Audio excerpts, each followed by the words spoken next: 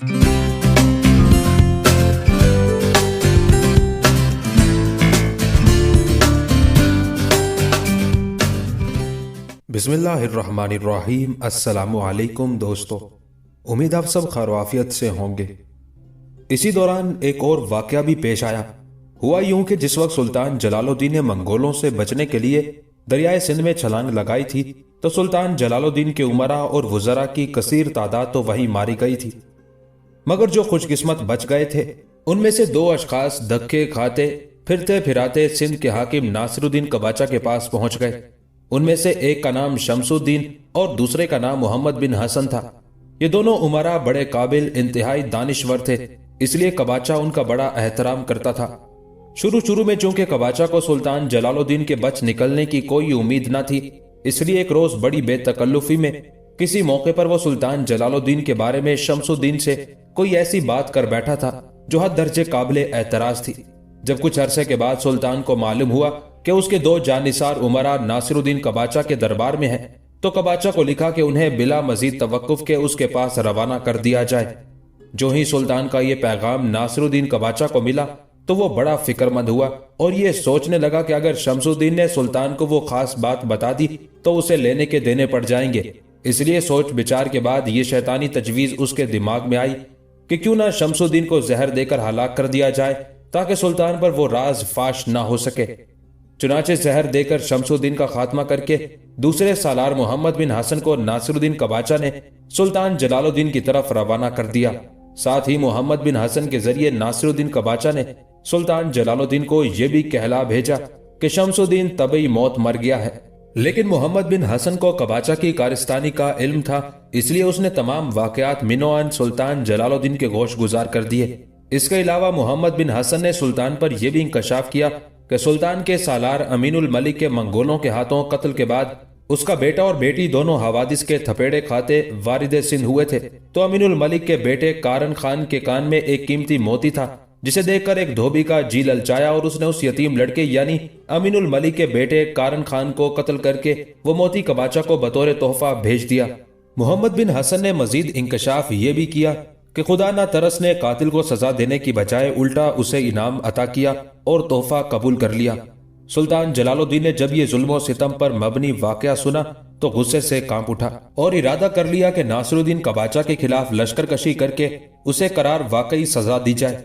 दूसरी तरफ कबाचा भी गाफिल न था, जानता था कि सुल्तान को उसकी बातों का इल्म हो चुका है, लिहाजा सुल्तान जरूर उस पर हमलावर होगा। चुनाचे कबाचा ने भी 10,000 का एक लश्कर तैयार किया और सुल्तान जलालुद्दीन पर हमलावर हुआ।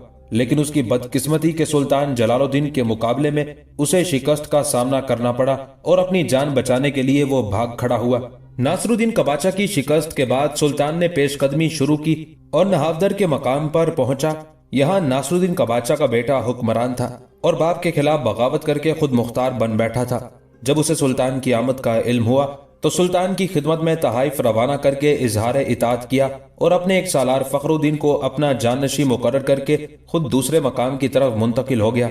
जब सुल्तान पेशकदमी करता हुआ आगे बढ़ा तो नहावदर के मकाम पर पहुंचा तो नासिरुद्दीन कबाचा के बेटे के नाइब फखरुद्दीन ने बड़े एहतराम के साथ सुल्तान को खुशामदीद कहा।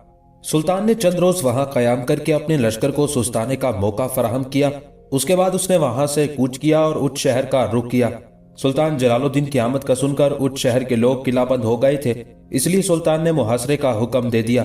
आखिर चंद दिन की खींचा तानी के बाद सुलह हो गई।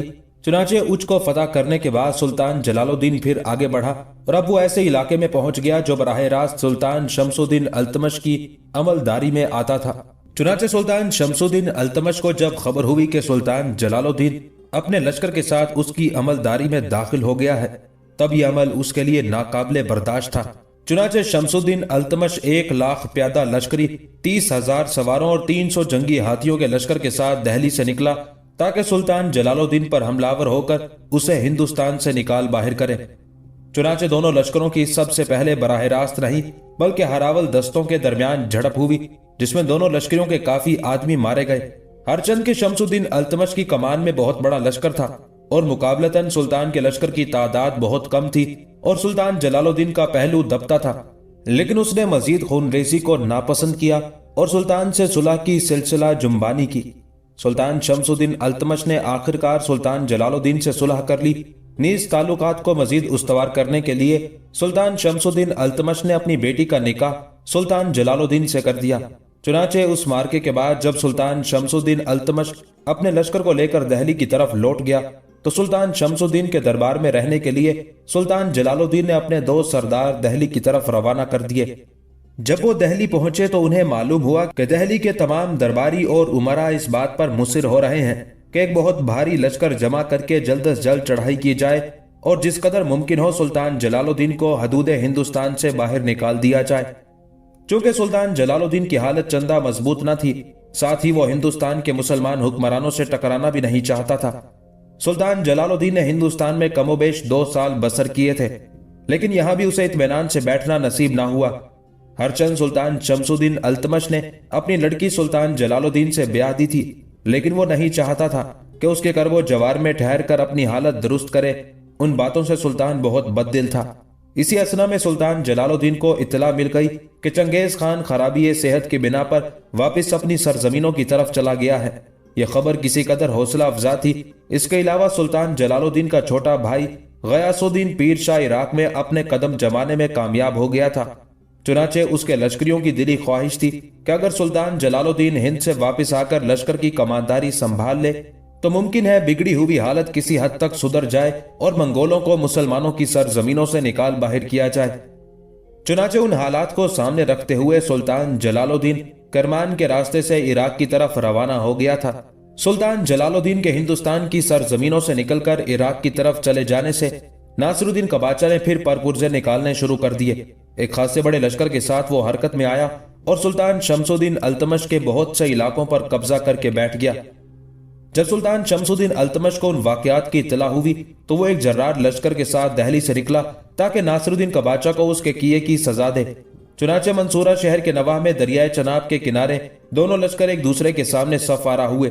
इस बार नासिरुद्दीन कबाचा को बड़ी उम्मीद थी कि वो सुल्तान शमसुद्दीन अल्तमश को शिकस्त देने के बाद उन इलाकों पर अपना कब्जा बरकरार रखने में कामयाब रहेगा जिन इलाकों पर वो कब्जा कर चुका था, जो इलाके असल में सुल्तान शमसुद्दीन अल्तमश के थे।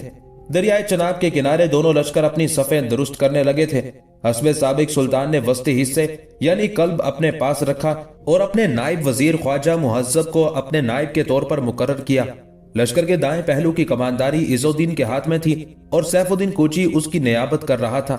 लश्कर के बाएं पहलू पर अलाउद्दीन जानी को कमांदार मुकर्रर किया गया था और दूसरा बड़ा सालार कबीर खान उसकी मदद के लिए उसके साथ था। यह लश्कर के 3 हिस्से थे और लश्कर का चौथा हिस्सा मुकदमातुल जैश पर मुश्तमिल था जिसकी कमांदारी कजला खान के हाथ में थी, इसलिए कि सुल्तान ने कजला खान को पहले ही अपने मुकदमातुल जैश का सालार मुकर्रर कर रखा था। उसके साथ ही सुल्तान ने कजला खान को मुकदमातुल जैश के साथ अपने पड़ाव के अंदर मुकर्रर किया था ताकि वो उस वक्त दुश्मन पर जरब लगाए जब जंग की भट्ठी अपने अरूज पर आ जाए, ताकि जंग को फैसला कुन अंजाम तक पहुंचाया जाए। चुनाचे कुछ देर तक सफ़ें दुरुस्त होती रहीं। उसके बाद जंग की इब्तदा नासिरुद्दीन कबाचा ने की थी, इसलिए कि इस बार कबाचा बड़ी उम्मीद रखता था कि कामयाबी उसी की होगी। लिहाजा अब अपने उन्हीं इरादों, उन्हीं ख्वाहिशों को सामने रखते हुए कबाचा ने अपने लश्कर को आगे बढ़ाया। फिर वो सुल्तान शमसुद्दीन अल्तमश के लश्कर पर सीनों में तलातुम खड़े करके खूंबार मंजरों की निशानदही करते आगो खून के पैगाम की तरह टूट पड़ा था। नासिरुद्दीन कबाचा के साथ ही साथ सुल्तान शमसुद्दीन अल्तमश, इज़ुद्दीन और अलाउद्दीन जानी भी हरकत में आए। वो भी नासिरुद्दीन कबाचा के लश्कर पर मौत व हयात की कश्मकश में, इरादों में जिल्लत व पसपाई भरते खूनी कैफियत के शरारे और सितारों के काफलों पर कमंद डाल देने वाले तकदीर के बदतरीन बगोलों की तरह हमलावर हो गए थे। यूं दरियाए चनाब के किनारे दोनों लश्करों के टकराने से माहौल के तपते सहरा में हयात के गोशे वीरान होने लगे थे।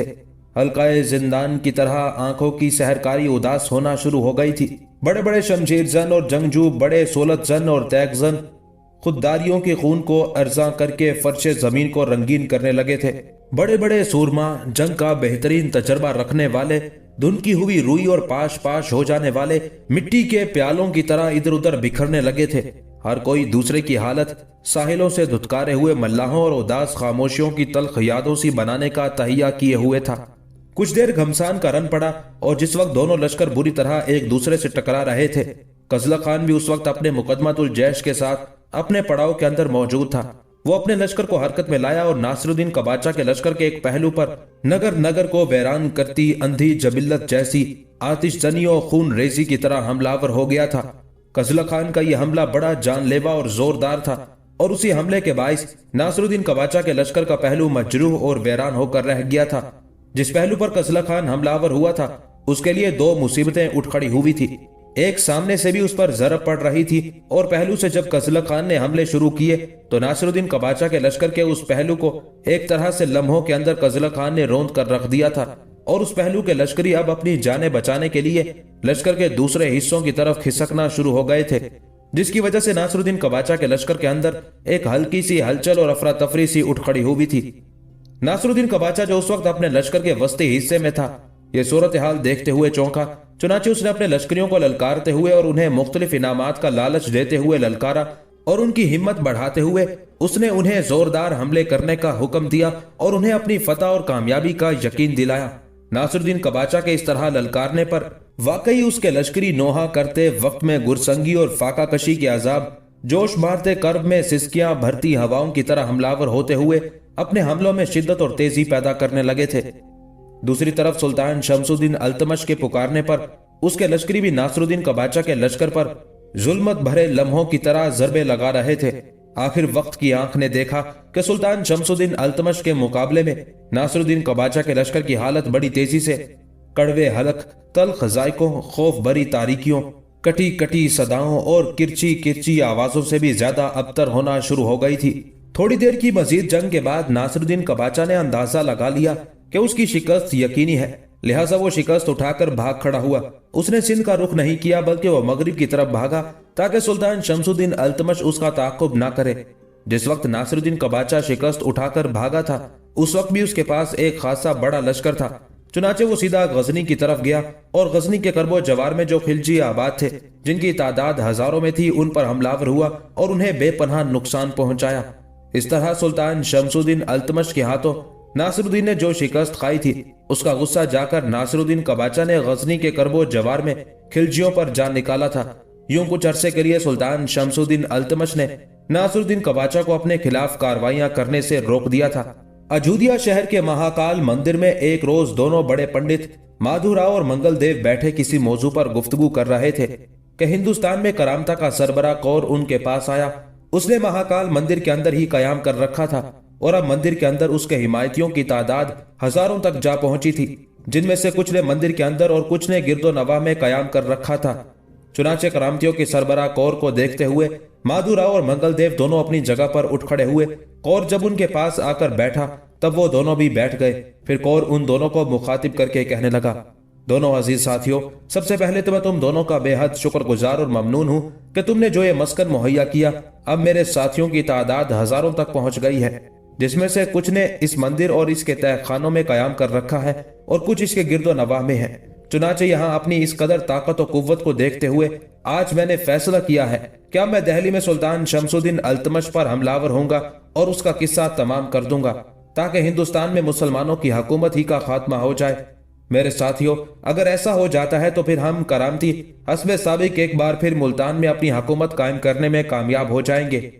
यहां तक कहने के बाद कौर जब खामोश हुआ तब उसकी तरफ गौर से देखते हुए मंगल देव खदशात भरी आवाज में बोला, अगर ऐसा ना हो सका तो फिर ये भी सोचो इसका अंजाम क्या होगा।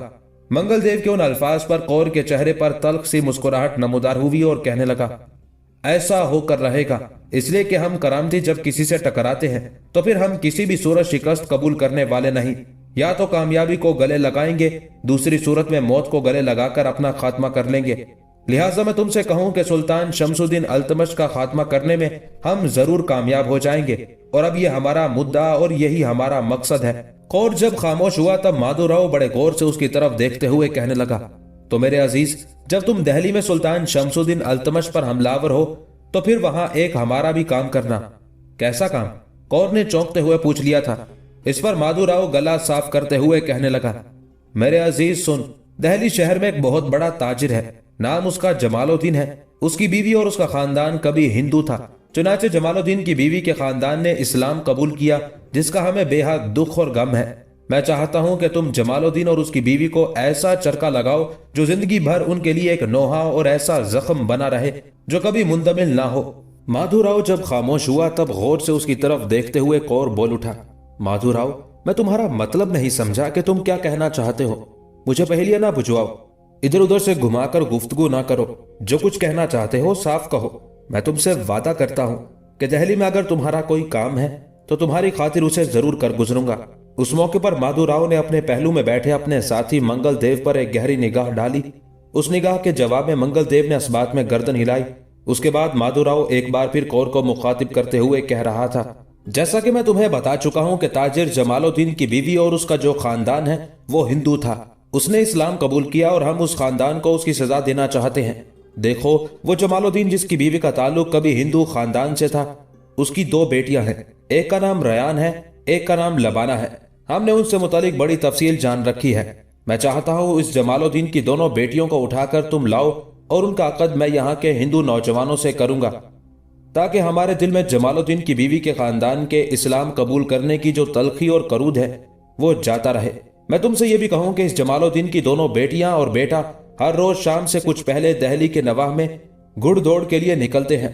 मैं चाहता हूं कि जब तुम दिल्ली में सुल्तान शमसुद्दीन अल्तमश पर हमलावर हो तो अपने कुछ साथी ऐसे मुकर्रर करना जो इस ताजिर जमालुद्दीन की बेटियों को उठाकर यहाँ मंदिर में ले आए। अगर तुम ऐसा करते हो तो हम समझेंगे कि यह तुम्हारा हम पर ऐसा एहसान होगा जिसे कम अज कम मैं और मंगल देव कभी फरामोश ना कर पाएंगे। यहां तक कहने के बाद माधुराव खामोश हो गया। साथ ही मंगल देव और माधुराव दोनों जवाब तलब से अंदाज में कौर की तरफ देखने लगे थे। उस मौके पर कौर के चेहरे पर मुस्कुराहट नमूदार हुई। फिर कहने लगा, तुम दोनों ने मेरे जिम्मे काम भी लगाया है तो कौन सा, हल्का फुल्का और कमतर किस्म का। तुम फिक्रमंद ना हो, तुम्हारा ये काम होकर रहेगा। यहां तक कहने के बाद कौर रुका। उसके बाद अपनी बात को आगे बढ़ाते हुए वो कह रहा था, अब मैं तुम दोनों के पास इसलिए आया हूं कि मैं चंद रोज तक महाकाल के मंदिर से गायब रहूंगा। मैं अपने उन साथियों से तो सलाह मशवरा कर चुका हूं जिन्होंने इस वक्त मंदिर के अंदर कयाम कर रखा है, और जो मेरे साथी उज्जैन शहर के नवाह में इधर उधर फैले और बिखरे हुए हैं, रिहाइश रखे हुए हैं, उनसे भी राब्ता करके इस मुहिम से मुतालिक मशवरा करूंगा और फिर इस मामले को आखिरी शक्ल देने के बाद मैं अल्तमश का किस्सा पाक कर दूंगा।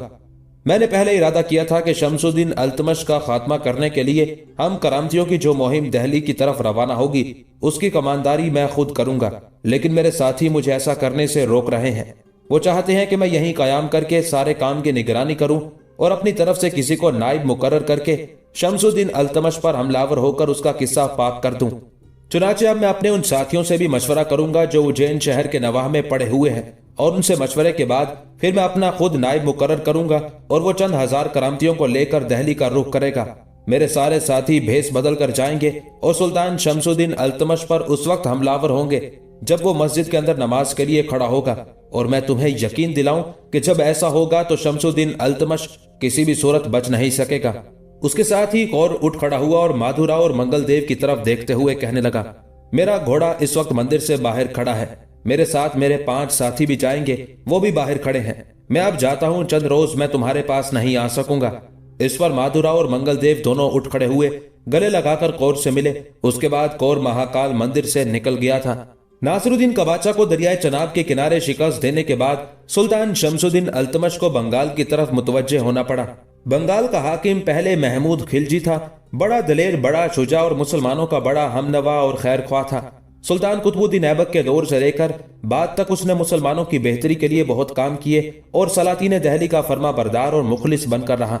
चुनाचे जब सुल्तान महमूद खिलजी फौत हो गया तो उसके बाद उसका बेटा गयासुद्दीन उन इलाकों का हुक्मरान हुआ।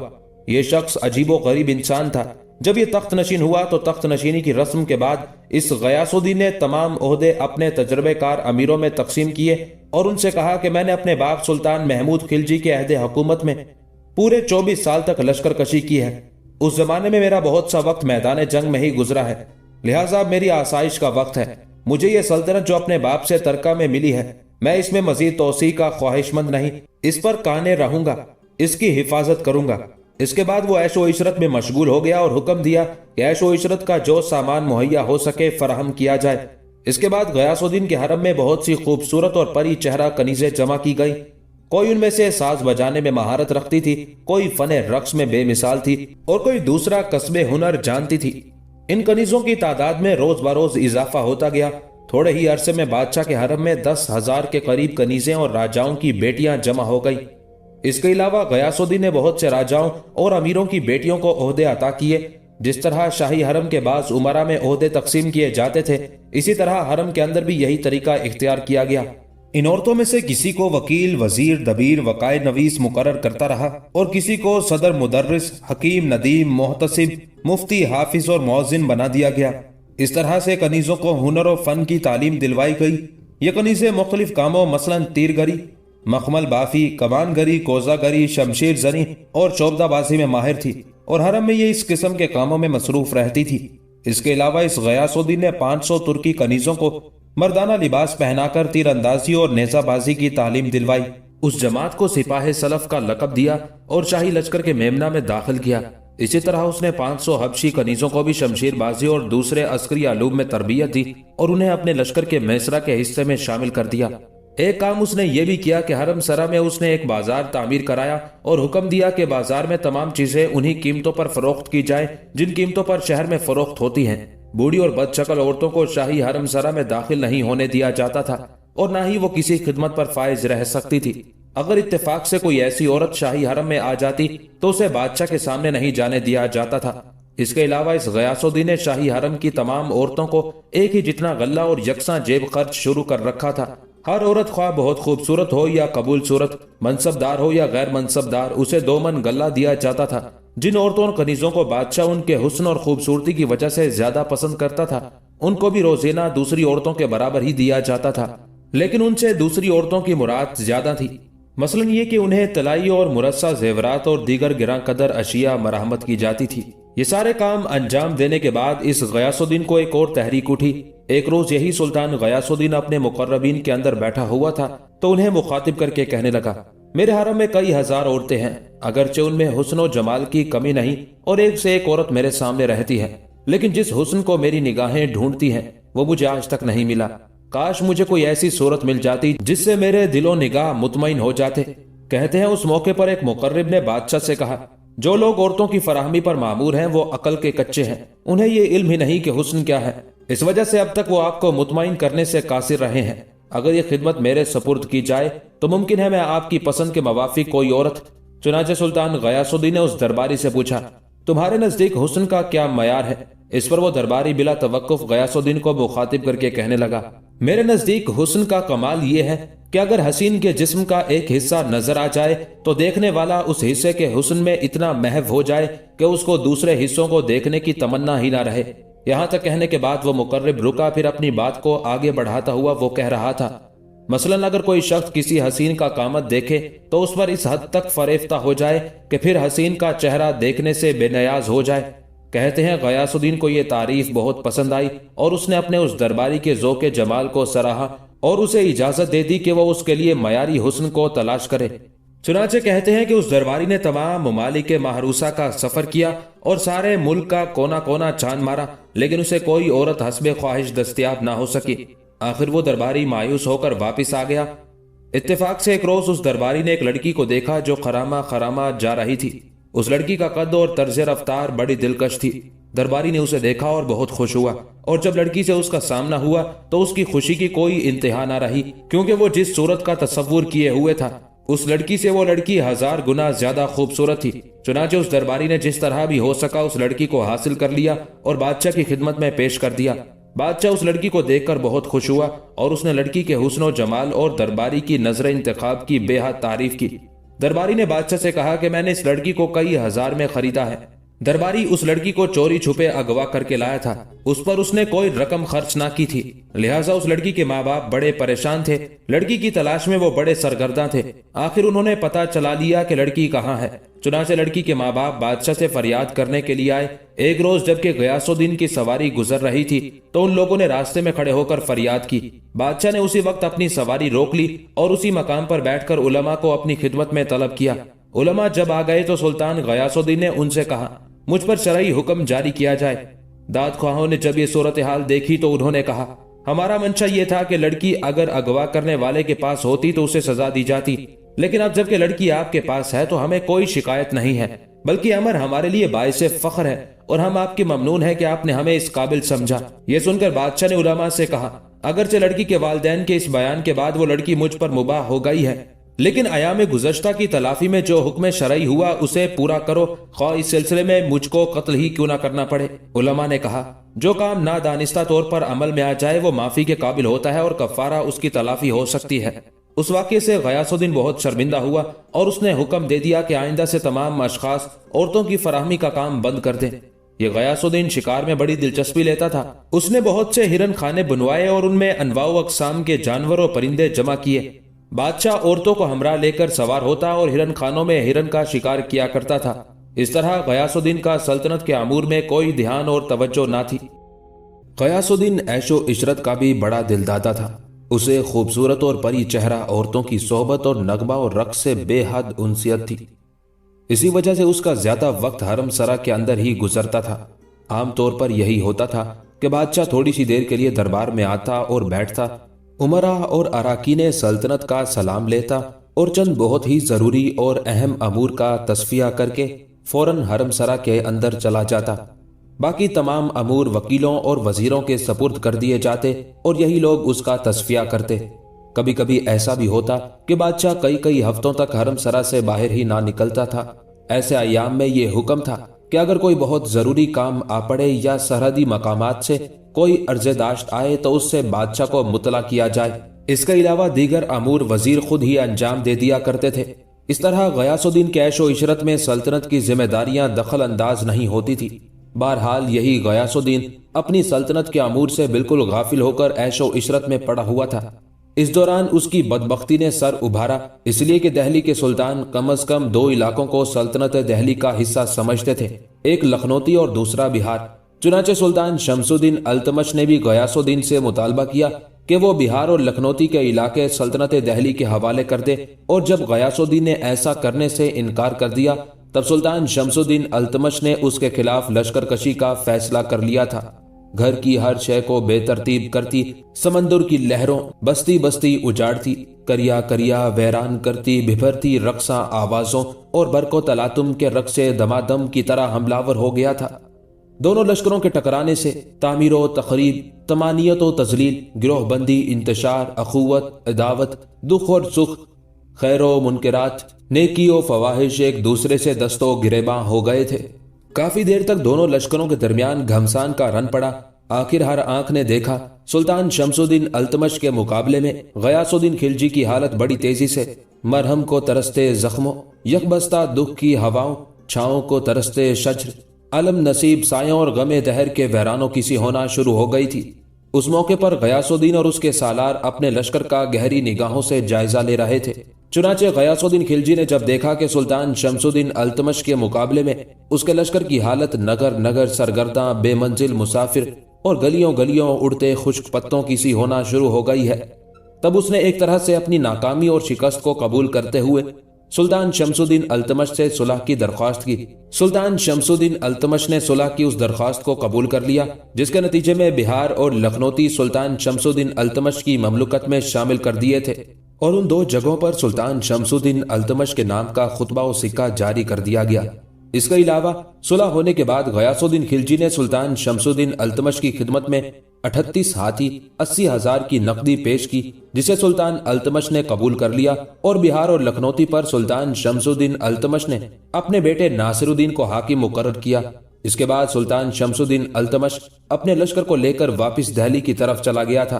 نزا خان، ایتمر، اس کی ماں کراتیس، بھائی باربد چاروں ایک روز اپنے دیوان خانے میں بیٹھے ایتمر کی شادی سے متعلق گفتگو کر رہے تھے کہ دروازے پر دستک ہوئی تھی۔ اس موقع پر نزا خان اپنی جگہ پر اٹھ کھڑا ہوا اور کہنے لگا، میرے بچے تم لوگ بیٹھو، میں دیکھتا ہوں دروازے پر کون ہے۔ ہو سکتا ہے کزلا خان ہی ہو، اس وقت اور کون دروازے پر دستک دے سکتا ہے۔ اس کے ساتھ ہی نزا خان دیوان خانے سے نکلا۔ جب اس نے صدر دروازہ کھولا تو دو جوان جو مسلح تھے دروازے پر کھڑے تھے۔ انہیں اپنی حویلی پر اس حالت میں دیکھتے ہوئے نزا خان چونکا تھا۔ چہرے سے وہ دونوں لگتے بھی اجنبی تھے۔ چند لمحے تک بغور ان کا جائزہ لینے کے بعد نزا خان نے انہیں مخاطب کیا، بچوں میں نے تم دونوں کو پہچانا نہیں، تم کون ہو اور کیوں میری حویلی کے دروازے پر دستک دی ہے؟ اس پر ان میں سے ایک بڑی شائستگی اور بڑے مؤدب لہجے میں کہنے لگا، اگر میں غلطی پر نہیں تو آپ محترم نزا خان ہیں۔ نزا خان کو کچھ ڈھارس ہوئی، ہلکا سا تبسم چہرے پر بکھیرا، پھر کہنے لگا، بچے تیرا اندازہ درست ہے، میں ہی نزا خان ہوں۔ वो जवान फिर निज़ा खान को मुखातिब करके कहने लगा, मेरा नाम तर्दी खान है और मेरे साथ ये मेरा साथी है, नाम इसका अरगोन खान है। हम दोनों कजला खान से मिलना चाहते हैं। हम गुज़िश्ता कई दिन से दिल्ली में दाखिल हुए हैं। यहाँ आकर पता चला कि वो सुल्तान शमसुद्दीन अल्तमश के साथ बिहार और लखनौती की मुहिम पर गया हुआ था। फिर हमें पता चला कि लश्कर गुज़िश्ता दिन लौट आया था। हम गुज़िश्ता दिन इसलिए नहीं मिले कि वो थका हारा होगा। हमने उसकी रिहाइशगाह भी मुस्तकर में कुछ लोगों से देख ली थी। चुनाचे जब हम उसकी रिहाइशगाह में उससे मिलने के लिए गए तो उसके बाहर कुफल लगा हुआ था। फिर हमें बताया गया कि अगर वो अपने मकान में नहीं तो फिर वो आपकी हवेली में हो सकता है। हम पर यह भी इंकशाफ किया गया कि कजला खान की मंगनी आपकी बेटी से हो चुकी है। इस बिना पर हम यहाँ आए हैं और आपकी हवेली पर दस्तक दी है कि हम कजला खान से मिलना चाहते हैं।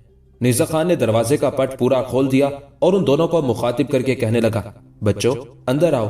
इसमें कोई शक नहीं, मेरी बेटी की मंगनी कजला खान से हुई है। वो यहीं बैठा हुआ था, थोड़ी देर हुई यहाँ से उठकर गया है, बाजार तक मेरे ख्याल में गया है, थोड़ी देर तक यहीं लौट कर आएगा। आप लोग बैठे, यहीं उससे आपकी मुलाकात हो जाएगी। इस पर तर्दी खान और अरगोन खान दोनों अंदर दाखिल हुए। दरवाजे को पहले की तरह निज़ा खान ने अंदर से जंजीर लगा दी थी। फिर उन दोनों को लेकर वो दीवान खाने की तरफ गया। उस मौके पर करातीस, एतमर और बारबत पहले ही दीवान खाने से बाहर आकर छतदार राहदारी में खड़े हो गए थे और निज़ा खान के साथ उन दोनों को आते देखकर करातीस और एतमर दोनों माँ बेटी दूसरे कमरे की तरफ चली गई थी, जबकि बारबत ने आगे बढ़कर उनसे मुसाफा किया। फिर दोनों बाप बेटा उन्हें लेकर दीवान खाने में दाखिल हुए थे। अभी वो नशिस्तों पर बैठे ही थे कि दीवान खाने के बाहर से करातीस की आवाज आई। उसने बारबत को आवाज देकर बाहर बुलाया था। चुनाचे बारबत बाहर निकला। दीवान खाने से बाहर उस वक्त करातीस और एतमर दोनों माँ बेटी परेशान खड़ी थी। इस पर एतमर बड़ी राजदारी में बारबत को मुखातिब करके कहने लगी, बारबत इन दो आने वालों के पास तुम बैठो, बाबा को थोड़ी देर के लिए बाहर भेजो। बारबत अंदर चला गया। थोड़ी देर बाद निज़ा खान बाहर निकला। चुनाचे अपने बाप को देखते ही एतमर ने आगे बढ़कर उसका बाजू पकड़ा और उसे खींचते हुए जरा पीछे ले गई। फिर बड़ी राजदारी और जुस्तजू भरे अंदाज में निज़ा खान को मुखातिब करके कहने लगी, बाबा ये जिन दो मुसल्ला जवानों को आप अंदर लाए हैं और दीवान खाने में बिठाया है, ये कौन है? इस पर बड़ी संजीदगी में निज़ा खान अपनी बेटी एतमर की तरफ देखते हुए कहने लगा, बेटी इनमें से एक का नाम तर्दी खान, दूसरे का नाम अरगोन खान है। दोनों का कहना है कि वो कजला खान के दोस्त हैं और उससे मिलने के ख्वाहिशमंद हैं। इन्होंने मुझ पर यह भी इंकशाफ किया है कि वो शहर में अजनबी हैं। गुज़िश्ता कई दिन से वो मुस्तकर में ठहरे हुए हैं और कजला खान का इंतजार करते रहे हैं। उन्हें पता चला कि गुज़िश्ता दिन कजला खान आ चुका है, लिहाजा आज वो उससे मिलने के लिए आए। पहले उसके मकान की तरफ गए क्योंकि वहां कुफल लगा हुआ था। लिहाजा लोगों ने बताया कि कजला खान हमारी हवेली में मिल सकता है। लिहाजा उन्होंने हमारी हवेली पर दस्तक दी और मैं उन्हें अंदर ले आया। निज़ा खान जब खामोश हुआ तब खदशात भरी आवाज में अपने बाप को मुखातिब करते हुए एतमर कहने लगी, अगर ये कजला खान के दोस्त होने की बजाय उनके दुश्मन हुए और उन्हें नुकसान पहुंचाने के दर पे हुए तो बाबा ये सोचे फिर क्या होगा। एतमर के उन अल्फाज पर निज़ा खान का रंग पीला हो गया था। उस मौके पर करातीस भी परेशानी में अपने शोहर निज़ा खान को मुखातिब करके कहने लगी, एतमर का कहना दुरुस्त है, ये कजला खान के दुश्मन भी हो सकते हैं। कजला खान अब हमारा बेटा है, उससे बढ़कर हमें कोई शय अजीज नहीं है। लिहाजा आपको इन्हें यूं ही अंदर लाकर दीवान खाने में नहीं बिठा देना चाहिए था। अब पता नहीं ये कौन लोग हैं और कजला खान के साथ इनके क्या ताल्लुकात और दुश्मनी है। करातीस और एतमर की उस गुफ्तगू से निज़ा खान परेशान हो गया था। अपने बाप की परेशानी देखते हुए एतमर कहने लगी, बाबा अब जबकि आपने इन्हें लाकर दीवान खाने में बिठा ही दिया है तो फिर ज्यादा परेशानी की जरूरत नहीं है। आप ऐसा करें, खुद जाकर उन दोनों के पास बैठें, बारबत को बाहर भेज दें। मैं और बारबत हवेली के सदर दरवाजे के पास जाकर खड़े होते हैं। थोड़ी देर तक कजला खान आने ही वाले होंगे। वो बाजार तक गए हैं और जो ही वो हवेली में दाखिल होंगे मैं उन्हें इस सूरत हाल से आगाह कर दूंगी ताकि वो इस सूरत हाल का मुकाबला करने के लिए तैयार रहें। एतमर की उस तजवीज को निज़ा खान और करातीस दोनों ने पसंद किया था। फिर निज़ा खान एतमर के सर पर हाथ रखते हुए कहने लगा, मेरी बच्ची मैं तेरी दानिशमंदी और अक्लमंदी पर हमेशा फख्र करता रहूंगा। मैं समझता हूँ जहाँ कजला खान खुशकिस्मत है कि तू उसकी जिंदगी की साथी बनेगी, वहाँ मेरी बच्ची तू भी खुश नसीब है कि तुझे कजला खान जैसा मुखलिस जिंदगी का साथी मिल रहा है। बेटी मैं बारबत को बाहर भेजता हूँ, तू उसे साथ लेकर हवेली के सदर दरवाजे की तरफ जा और जो ही कजला खान आए उससे सूरत हाल से आगाह कर देना ताकि वो हालात का मुकाबला करने के लिए तैयार रहे। चुनाचे निज़ा खान फिर दीवान खाने में जाकर उन दोनों के पास बैठ गया और मुख्तलिफ मौज़ूआत पर उनसे गुफ्तगू करने लगा, जबकि बारबत को उसने बाहर भेज दिया था। बारबत को लेकर एतमर हवेली के सदर दरवाजे की तरफ चली गई थी, जबकि करातीस भी उनके पीछे पीछे गई और सदर दरवाजे के दाएं जानिब जो फल और फूलदार दरख्त थे उनके पास जा खड़ी हुई थी। कोई ज्यादा देर ना गुजरी थी कि हवेली के दरवाजे पर दस्तक हुई।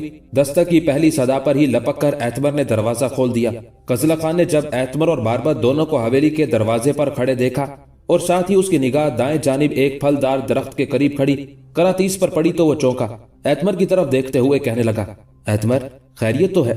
तुम दोनों बहन भाई यूं दरवाजे पर परेशानी की हालत में क्यों खड़े हो? और मैं देखता हूँ अम्मा भी तुम्हारे दाएं जानिब परेशानी और जुस्तजू भरे अंदाज में खड़ी है।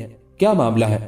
कजला खान यहीं तक कहने पाया था कि बिखरी बिखरी और परेशान आवाज में कजला खान को मुखातिब करते हुए एतमर कहने लगी, हवेली में दो जवान आए हैं, दोनों ही मुसल्लह हैं और बकौल उनके वो इस शहर में अजनबी भी हैं। वो आपसे मिलने के ख्वाहिशमंद है।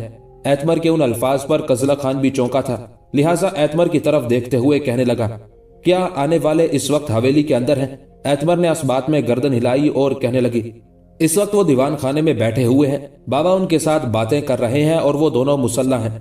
कजला खान ने फिर कुछ सोचा, दोबारा उसने एतमर की तरफ देखते हुए पूछ लिया, क्या उन दोनों आने वालों ने अपने नाम नहीं बताए थे? एतमर ने इस बात में गर्दन हिलाई और फिर परेशान और बिखरे बिखरे लहजे में कहने लगी, हाँ, उन दोनों ने अपने नाम बताए हैं। एक का नाम तर्दी खान और दूसरे का नाम अरगोन खान है। ये नाम सुनकर हल्का सा तबस्सुम उस मौके पर कजला खान के चेहरे पर नमूदार हुआ था। फिर उसने बड़े प्यारे अंदाज में एतमर का गाल थपथपाया, साथ ही बारबत के सर पर हाथ रख के उसे हिलाया। इतनी देर तक करातीस भी वहां पहुंच गई थी, लिहाजा उसके बोलने से पहले ही करातीस ने उसे मुखातिब किया, बेटे, आने वालों से मुतालिक तफसील एतमर ने बता दी है। मेरे बच्चे, क्या वो? करातीस अपनी बात मुकम्मल न कर सकी, इसलिए कि कजला खान बोल उठा और मुस्कुराते हुए कहने लगा, अम्मा, आप एतमर और बारबत को परेशान होने की जरूरत नहीं है। वो दोनों मेरे दोस्त हैं, बल्कि यूं जाने वो बेहतरीन दोस्त और भाई है। वो अपनी बस्ती ही के रहने वाले हैं। मेरी तरह उनके भी अजीजो अकारिब मारे गए थे। इसके बाद हम बिछड़ गए। मैं नहीं जानता इसके बाद वो कहां कहां गए।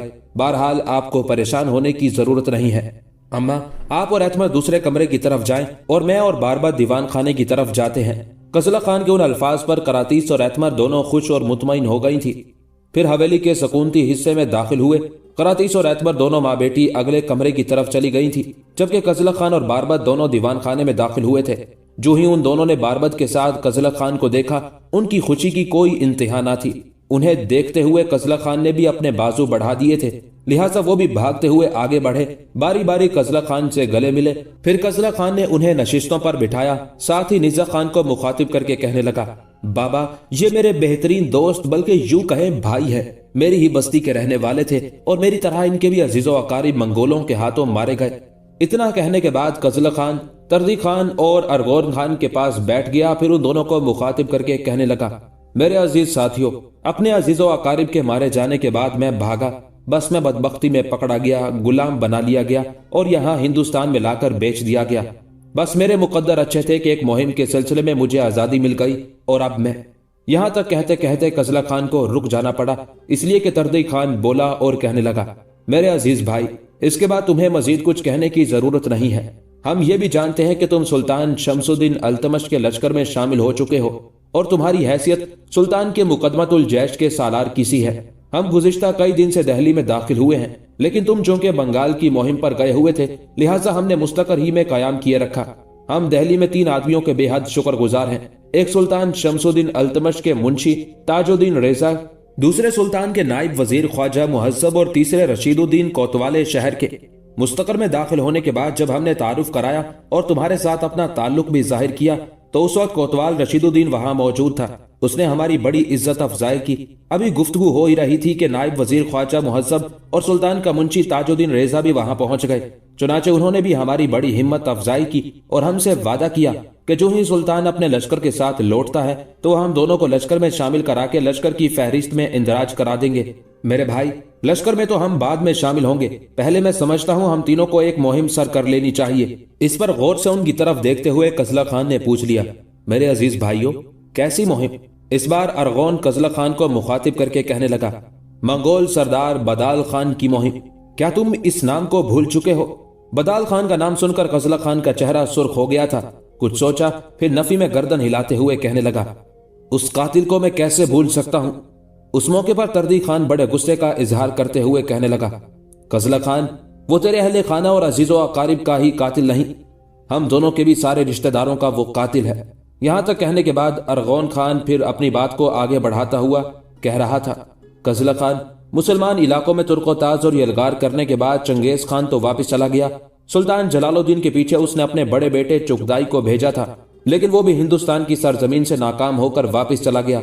चुनाचे जिन इलाकों में चंगेज खान ने यलगार की थी, वापस जाते हुए उसने अपने एक सालार चारमगान को वहां सिपह सालार मुकर्रर किया था और उसके तहत बहुत से सालार भी किए थे। उन सालारों में दो बड़े अहम हैं, एक बाइडो और दूसरा बदाल खान, जो हम सब के रिश्तेदारों का कातिल है। उसी ने एक लश्कर के साथ हमारे इलाकों पर हमला किया और सबको तहे तैग कर दिया। सुन मेरे भाई, चंगेज खान ने अपने जिस सालार चारमगान को अपने बाद मुसलमानों को इलाके का नासिब मुकर्रर किया था, उसके मुतालिक कहा जाता है कि वो मंगोलों का सबसे बड़ा काबिल सिपह सालार था। भाई, उस पर फालिज का दौरा पड़ा और वो मर गया। उसके मरने के बाद दश्त के खाकान ने दूसरे बड़े सालार बाइडो को मुसलमानों के सरहदी इलाकों का एक तरह का हाकिम मुकर्रर कर दिया और दूसरा बड़ा सालार जो हमारे सब अजीजों अकारिब और रिश्तेदारों का कातिल है, उसका नाम बदाल खान है। मेरे भाई, वो इन दिनों मोसल में कायम किए हुए हैं। ये बड़ा बेहतरीन मौका है। मोसल में हम बदाल खान को मौत के घाट उतार सकते हैं। मेरे भाई, उससे इंतकाम लेने की खातिर ही हम तुम्हारी तरफ आए हैं। हम चाहते हैं कि उससे निमटने के बाद वापिस आए और तुम्हारी तरह हम दोनों भी सुल्तान शमसुद्दीन अल्तमश के लश्कर में शामिल हो जाएं। मेरे भाई, अब बोलो तुम क्या कहते हो? अरगोन खान के उस सवाल के जवाब में गुस्से में कजला खान का चेहरा सुर्ख हो गया था। फिर एकदम उसकी छाती तन गई और वो अरगोन खान की तरफ देखते हुए कहने लगा, मेरे भाई, कहना क्या है? अगर बदाल खान का, जो हम सब के अहले खाना का कातिल है, मोसल ही में कयाम किया है, तो फिर यूं जानो उसकी मौत, उसकी कज़ा उसे मोसल शहर में लेकर आई है। मेरे अजीज भाइयों, मैं तुम दोनों के साथ आज ही यहाँ से कूच करने के लिए तैयार हूँ। बदाल खान से अपने बेशुमार मकतूलों का इंतकाम लेना हमारे फराइज़ अव्वलीन में शामिल है। यहाँ तक कहने के बाद कजला खान जब खामोश हुआ, तब अरगोन खान और तर्दी खान दोनों ने एक दूसरे की तरफ देखा, इशारा किया, फिर दोनों उठ खड़े हुए।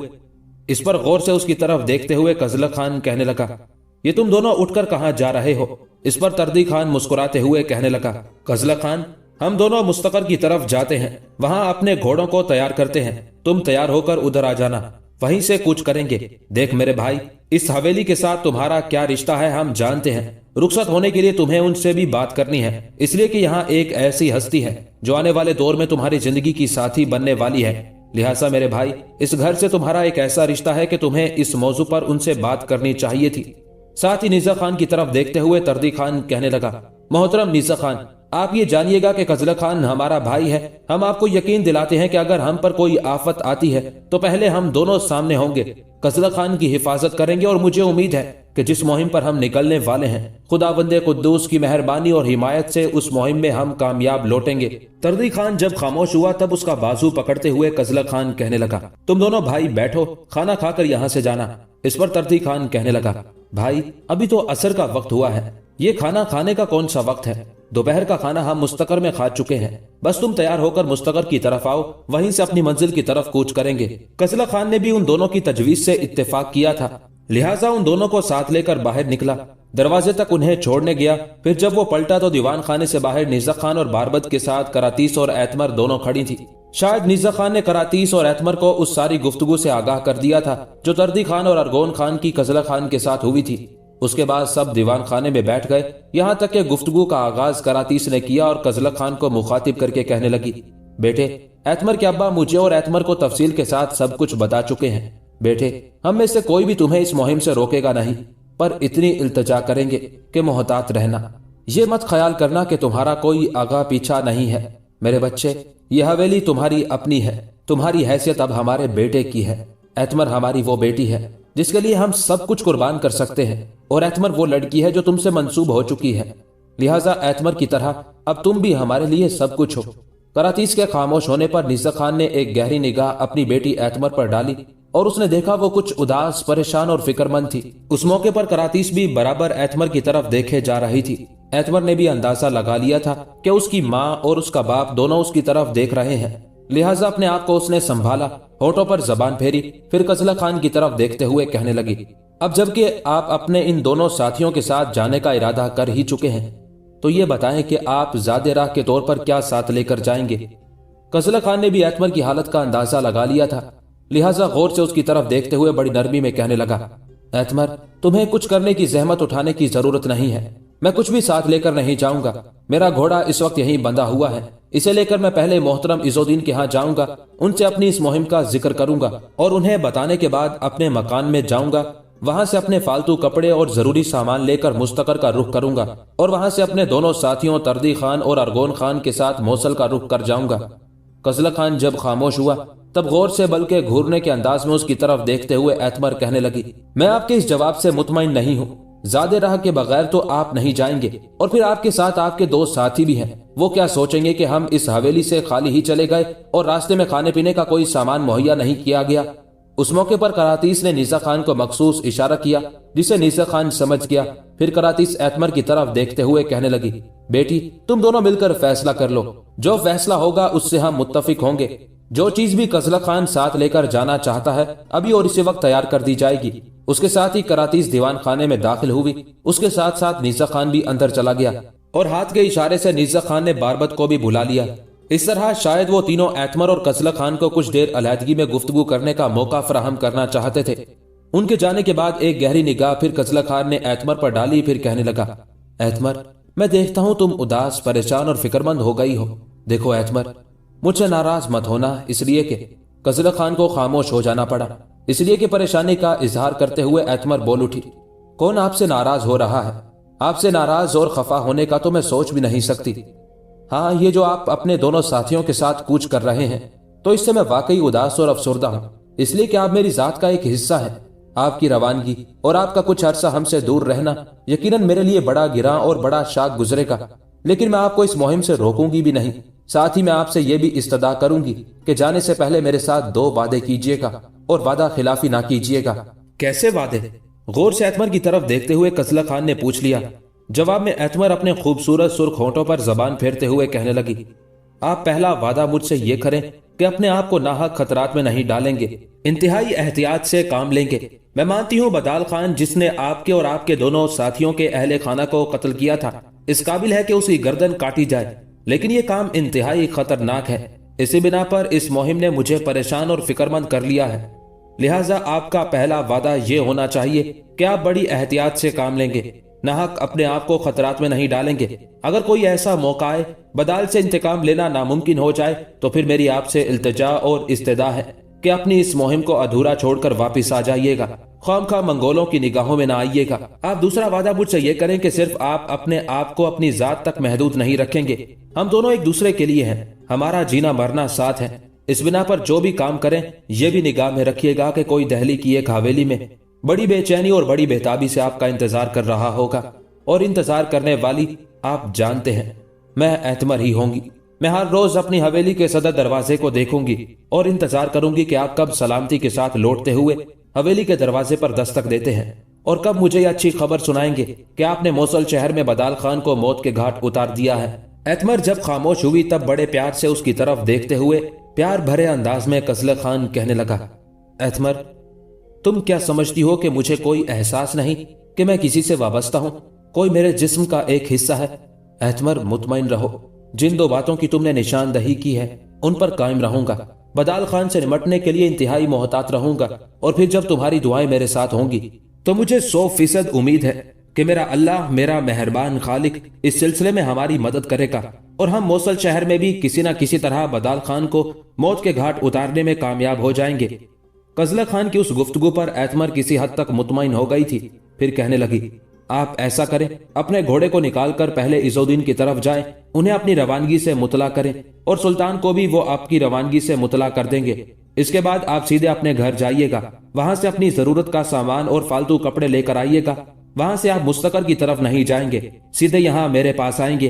आपके आने तक मैं आपके लिए और आपके दोनों साथियों के लिए ज़्यादा राह तैयार कर चुकी होंगी और उसे लेकर फिर आप यहाँ से कूच कर जाइएगा। कजला खान ने एतमर की उस तजवीज से इत्तेफाक किया था। जो गुफ्तगू उसके और एतमर के दरमियान हुई थी वो कजला खान ने नीसा खान, करातीस और बारबत से कही।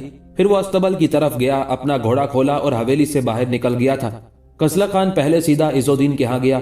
जो सूरत हाल सामने आई थी उससे उसे आगाह किया और उससे इजाजत लेने के बाद वो अपने घर गया। वहां से जरूरी अशिया लेने के बाद वापिस नीसा खान की हवेली की तरफ आया। घोड़े को उसने बाहर ही खड़ा कर दिया। हवेली में दाखिल हुआ। नीसा खान, करातीस, एतमर और बारबत शायद उसी का इंतजार कर रहे थे, इसलिए कि करातीस और एतमर दोनों माँ बेटी ने मिलकर ज़्यादा राह तैयार कर लिया था। कजला खान जो ही हवेली में दाखिल हुआ उसने देखा नीसा खान, करातीस, एतमर और बारबत दीवान खाने से बाहर खड़े शायद उसी के मुंतजिर थे। उन्हें देखते ही कजला खान कहने लगा, اب आप मुझे जाने की इजाजत दें। साथ ही मैं आप लोगों से यह भी इल्तमास करता हूँ कि मेरी रवानगी के बाद मेरी कामयाबी के लिए भी दुआ कीजिएगा। कजला खान के उन अल्फाज पर सब संजीदा और फिक्रमंद हो गए थे। यहाँ तक कि निज़ा खान ने कजला खान को मुखातिब किया, बेटे, हम चारों ने अगर तुम्हारे लिए तुम्हारी कामयाबी की दुआ नहीं मांगनी तो फिर इस दुनिया में कोई ऐसा है ही नहीं जिसके लिए हम दुआ मांगे। उस मौके पर उदास से अंदाज में एतमर ने कजला खान की तरफ देखा, फिर कहने लगी, आपका घोड़ा कहाँ है? घोड़े को तो मैं हवेली से बाहर बांध कर आया हूँ। एतमर की तरफ देखते हुए कजला खान ने कह दिया था। इस पर एतमर कहने लगी, तो फिर जो सामान आपके लिए तैयार किया है हवेली से बाहर ही घोड़े की जीन से बांधते हैं। उस मौके पर एतमर और बारबत ने गौर से एक दूसरे की तरफ देखा, फिर दोनों बहन भाई मतबख की तरफ गए और वहां से कुछ सामान उठा कर लाए। जब वो उस जगह आए जहां कजला खान, निज़ा खान और करातीस खड़े थे और जो सामान एतमर ने उठा रखा था, कजला खान ने झुककर जब वो सामान उससे लेना चाहा, तब बड़े प्यार और चाहत में उसे मुखातिब करके एतमर कहने लगी, सामान इतना भारी नहीं है, आप फिक्रमंद ना हो, मैं ये सारा सामान खुद आपके घोड़े के पास लेकर जाऊंगी। इस पर कजला खान एतमर की राह रोक कर खड़ा हुआ, कहने लगा, एतमर, ऐसा नहीं हो सकता। ये मैं बर्दाश्त ही नहीं कर सकता कि मैं खाली हाथ चलूं और तुम मेरे साथ सामान उठाए हुए हो। लिहाजा बेहतरी भलाई इसी में है कि ये सारा सामान मुझे दे दो। कजला खान की उन अल्फाज पर एतमर हंस दी थी, फिर सीधी खड़ी हुई। जो सामान उसने उठा रखा था वो कजला खान ने उससे ले लिया। पांचों हवेली से बाहर आए। कजला खान और बारबत सामान घोड़े की जीन से बांधने लगे थे। सामान में ज़ादेरा की 2 खुरजीनों के अलावा पानी का मशकीजा था। उन चारों ने देखा कजला खान ने चमड़े की चादर में बंधा हुआ अपना बिस्तर भी घोड़े की जीन के पिछले हिस्से में बांध रखा था और बिस्तर इस अंदाज में बांधा गया था कि वो पीठ के ज्यादा हिस्से को ढांप लेता था और अगर पुष्ट की जानिब से कोई तीर अंदाजी भी करे तो वो कजला खान को नुकसान नहीं पहुंचा सकती थी। सारा सामान घोड़े की जीन से बांधने के बाद कजला खान ने वहां छोटे से दरख्त के साथ बंधी हुई घोड़े की लगाम खोली। एक प्यार भरी अलविदाई निगाह पहले एतमर पर डाली, फिर कहने लगा, अब आप मुझे इजाजत दें, मैं जाता हूं, मेरे लिए दुआ भी कीजिएगा। इस पर वो चारों हाथ हिलाने लगे थे। जबकि कजला खान अपने घोड़े पर सवार हुआ, उसे एड़ लगाई और मुस्तकर की तरफ हो लिया था। वहां से उसने अपने दोनों साथियों तरदी खान और अरगोन खान को साथ लिया। उसके बाद वो मोसल शहर की तरफ जाने के लिए दहली से कूच कर गए थे। तीनों एक रोज मोसल शहर के नवाह में पहुंचे। वहां अचानक कजला खान ने अपने घोड़े को रोक दिया और उसकी तरफ देखते हुए तरदी खान और अरगोन खान ने भी अपने घोड़ों को रोक दिया था और दोनों सवालिया अंदाज में कजला खान की तरफ देखने लगे थे। उस मौके पर कजला खान उन दोनों की तरफ देखते हुए कहने लगा, मेरे अजीज भाइयों, जो कुछ मैं कहने लगा हूं गौर से सुनना और उसी पर अमल करते हुए हम बदाल खान से निपटेंगे। तुम दोनों जानते हो कि मैंने बदाल खान को उसकी शक्ल से नहीं देखा हुआ, ताहम ये तयशुदा अमर है कि बदाल खान ने ही लश्कर के एक हिस्से के साथ सबके अहले खाना का कत्लेआम किया था। जैसा कि तुमने तफसील बताई है उसके मुताबिक तो तुम दोनों बदाल खान को उसके चेहरे, उसकी शक्ल से पहचानते हो। अब हमने किसी तरीके, किसी सलीके के साथ इस बदाल खान से निमटना है। पहले ये बताओ कि मोसल के नवाह में शहर के नजदीक क्या कोई ऐसी सराय है जो मंगोलों की शिकस्त और रेख से महफूज हो? इस पर तरदी खान कहने लगा, कजला खान मेरे भाई, मोसल के जनूब में एक सराय है, बड़ी महफूज है, वहां मंगोलों का आना जाना नहीं है। इस बिना पर अगर हम उस सराय में कयाम करें तो बड़े महफूज होंगे। तरदी खान के उस जवाब पर कजला खान खामोश हुआ था, फिर कहने लगा, तरदी खान, अब मुझे ये बताओ कि क्या बदाल खान ने लश्कर के अंदर कयाम कर रखा है या उसकी रिहाइश कहीं और है? इस पर अरगोन खान कजला खान को मुखातिब करके कहने लगा, कजला खान, मोसल शहर के नवाह में मुस्तकर है जिसमें मंगोलों का एक लश्कर कयाम करता है, लेकिन बदाल खान मुस्तकर में नहीं, शहर के अंदर कयाम करता है। एक हवेली है जिसमें उसका कयाम है, हवेली से बाहर उसकी हिफाजत के लिए पहरा भी रहता है। अरगोन खान का ये जवाब सुनकर कजला खान गहरी सोचों में डूब गया था, यहाँ तक कि चौंका। फिर अपने दोनों साथियों को मुखातिब करके कहने लगा, मेरे भाइयों, आओ पहले मोसल शहर की जनूबी सराय में कयाम करते हैं और सराय में कयाम करने के बाद इकट्ठे बैठकर मंसूबा बंदी करते हैं जिसके तहत बदाल खान से निमटना है। मैं तुम पर यह भी इंकशाफ करूं कि मैं चाहता हूं कम से कम मुद्दत में बदाल खान से निमटकर हम वापस दहली का रुख करने की कोशिश करें। कजला खान की उस तजवीज से तरदी खान और अरगोन खान दोनों ने इत्तेफाक किया था। फिर तीनों ने अपने घोड़ों को एड़ लगाई। मोसल शहर के जनूब में जो सराय थी उसका रुख किया। पहले उन्होंने अपने कयाम के लिए कमरा हासिल किया। फिर कजला खान ने अस्तबल के मुलाजिम को अपने पास बुलाया, उसे कुछ नकदी दी और उसे मुखातिब करके कहने लगा, मेरे अजीज, हमारे घोड़ों की जीनों के साथ जो सामान बंधा हुआ था वो हमने उतार लिया है। अब तुमने ये काम करना है कि हमारे घोड़ों की जीनें और लगामें उतार कर उनको खुरैरा करना है انہیں پانی پلانا ہے اور ان کی خوراک کا بہترین انتظام اہتمام کرنا ہے۔ جو نقدی میں نے تمہیں دی ہے اس کے علاوہ بھی میں تمہیں بہت کچھ دوں گا۔ فکر مند نہ ہو، لیکن ہمارے تینوں گھوڑوں کا خاص خیال رکھنا۔ استبل کا وہ ملازم قزل خان سے نقدی پا کر بے حد خوش ہو گیا تھا، چنانچہ تینوں کے گھوڑوں کو استبل میں لے گیا تھا۔ جو کمرہ ان تینوں کو ملا تھا وہ اس میں داخل ہوئے، دروازے کو اندر سے بند کر دیا، تینوں مسہریوں پر بیٹھ گئے، یہاں تک کہ قزل خان نے گفتگو کا آغاز کیا اور اپنے دونوں ساتھیوں کو مخاطب کرتے ہوئے بڑی رازداری اور سرگوشی میں کہنے لگا، میرے دونوں عزیز ساتھیوں، ہم زیادہ دیر یا زیادہ دن موصل کی سرائے میں قیام نہیں کریں گے۔ تم میں سے آج تھوڑی دیر بعد ایک جائے اور یہ دیکھ کر آئے کہ کیا واقعی بدال خان اسی حویلی میں قیام کرتا ہے جس حویلی میں تم اسے دیکھ کر گئے تھے۔ اگر ایسا ہے تو پھر ہم آج کوئی کاروائی نہیں ڈالیں گے، کل رات کو اپنے کام کی ابتدا کریں گے، اس لیے کہ یہاں زیادہ رکنا بھی ہمارے لیے خطرناک ہے۔ منگولوں کو اگر بھنک بھی پڑ گئی کہ ہم کسی مقصد کے تحت ادھر آئے ہیں تو وہ ہمارے پیچھے پڑ جائیں گے، لہٰذا ہم اپنی کاروائی کی ابتدا کل رات کو کریں گے۔ اس وقت تک گھوڑے بھی سستا لیں گے اور ہم بھی تازہ دم ہو جائیں گے۔ تقریباً عشاء کے بعد بدال خان کی حویلی کا رخ کریں گے۔ تینوں یہاں سے اپنا سامان سمیٹ کر اور اپنے گھوڑوں پر سوار ہو کر نکلیں گے، سرائے والے کا حساب بے باک کر دیں گے، گھوڑوں کو بدال خان کی حویلی ہی کی طرف لے کر جائیں گے۔ اگر بدال خان کی حویلی سے باہر پہرا ہے تو بھی ہم گھوڑوں کو بھی خوب سنبھالیں گے اور بدال خان سے بھی خوب انتقام لیں گے۔ میرا دل کہتا ہے کہ کل بدال خان کی اس مہم کو کامیابی کے کناروں تک لے جانے کے بعد ہم یہاں سے بخیر و عافیت دہلی کی طرف کوچ کر جائیں گے۔ میرے بھائیوں، آؤ اب نیچے جائیں، کھانا کھائیں اور اس کے بعد آرام کریں۔ چنانچہ تینوں کھانا کھانے کے بعد اپنے کمرے میں جا کر آرام کرنے لگے تھے۔ اس سے اگلے روز قزل خان سرائے ہی میں ٹھہرا رہا، جبکہ اس کے دونوں ساتھی تردی خان اور ارغون خان موصل شہر کی طرف گئے تاکہ بدال خان کا پتہ کریں کہ وہ ان دنوں موصل شہر میں اپنی رہائش گاہ میں ہے کہ نہیں۔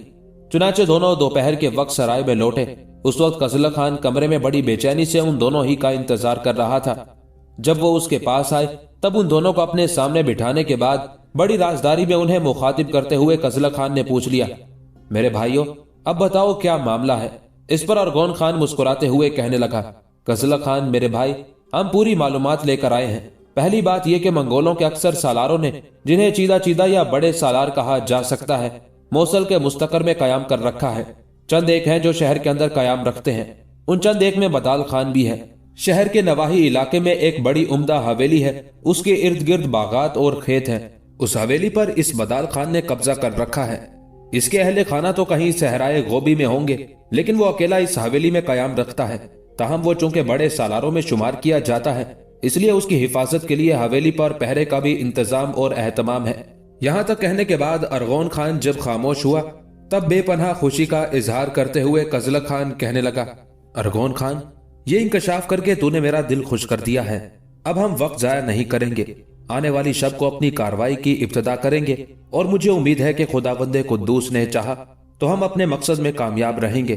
میرے ساتھیوں، اب جو کچھ ہم نے کرنا ہے اس کے لیے مجھے غور سے سننا، اسی پر عمل کیا جائے گا۔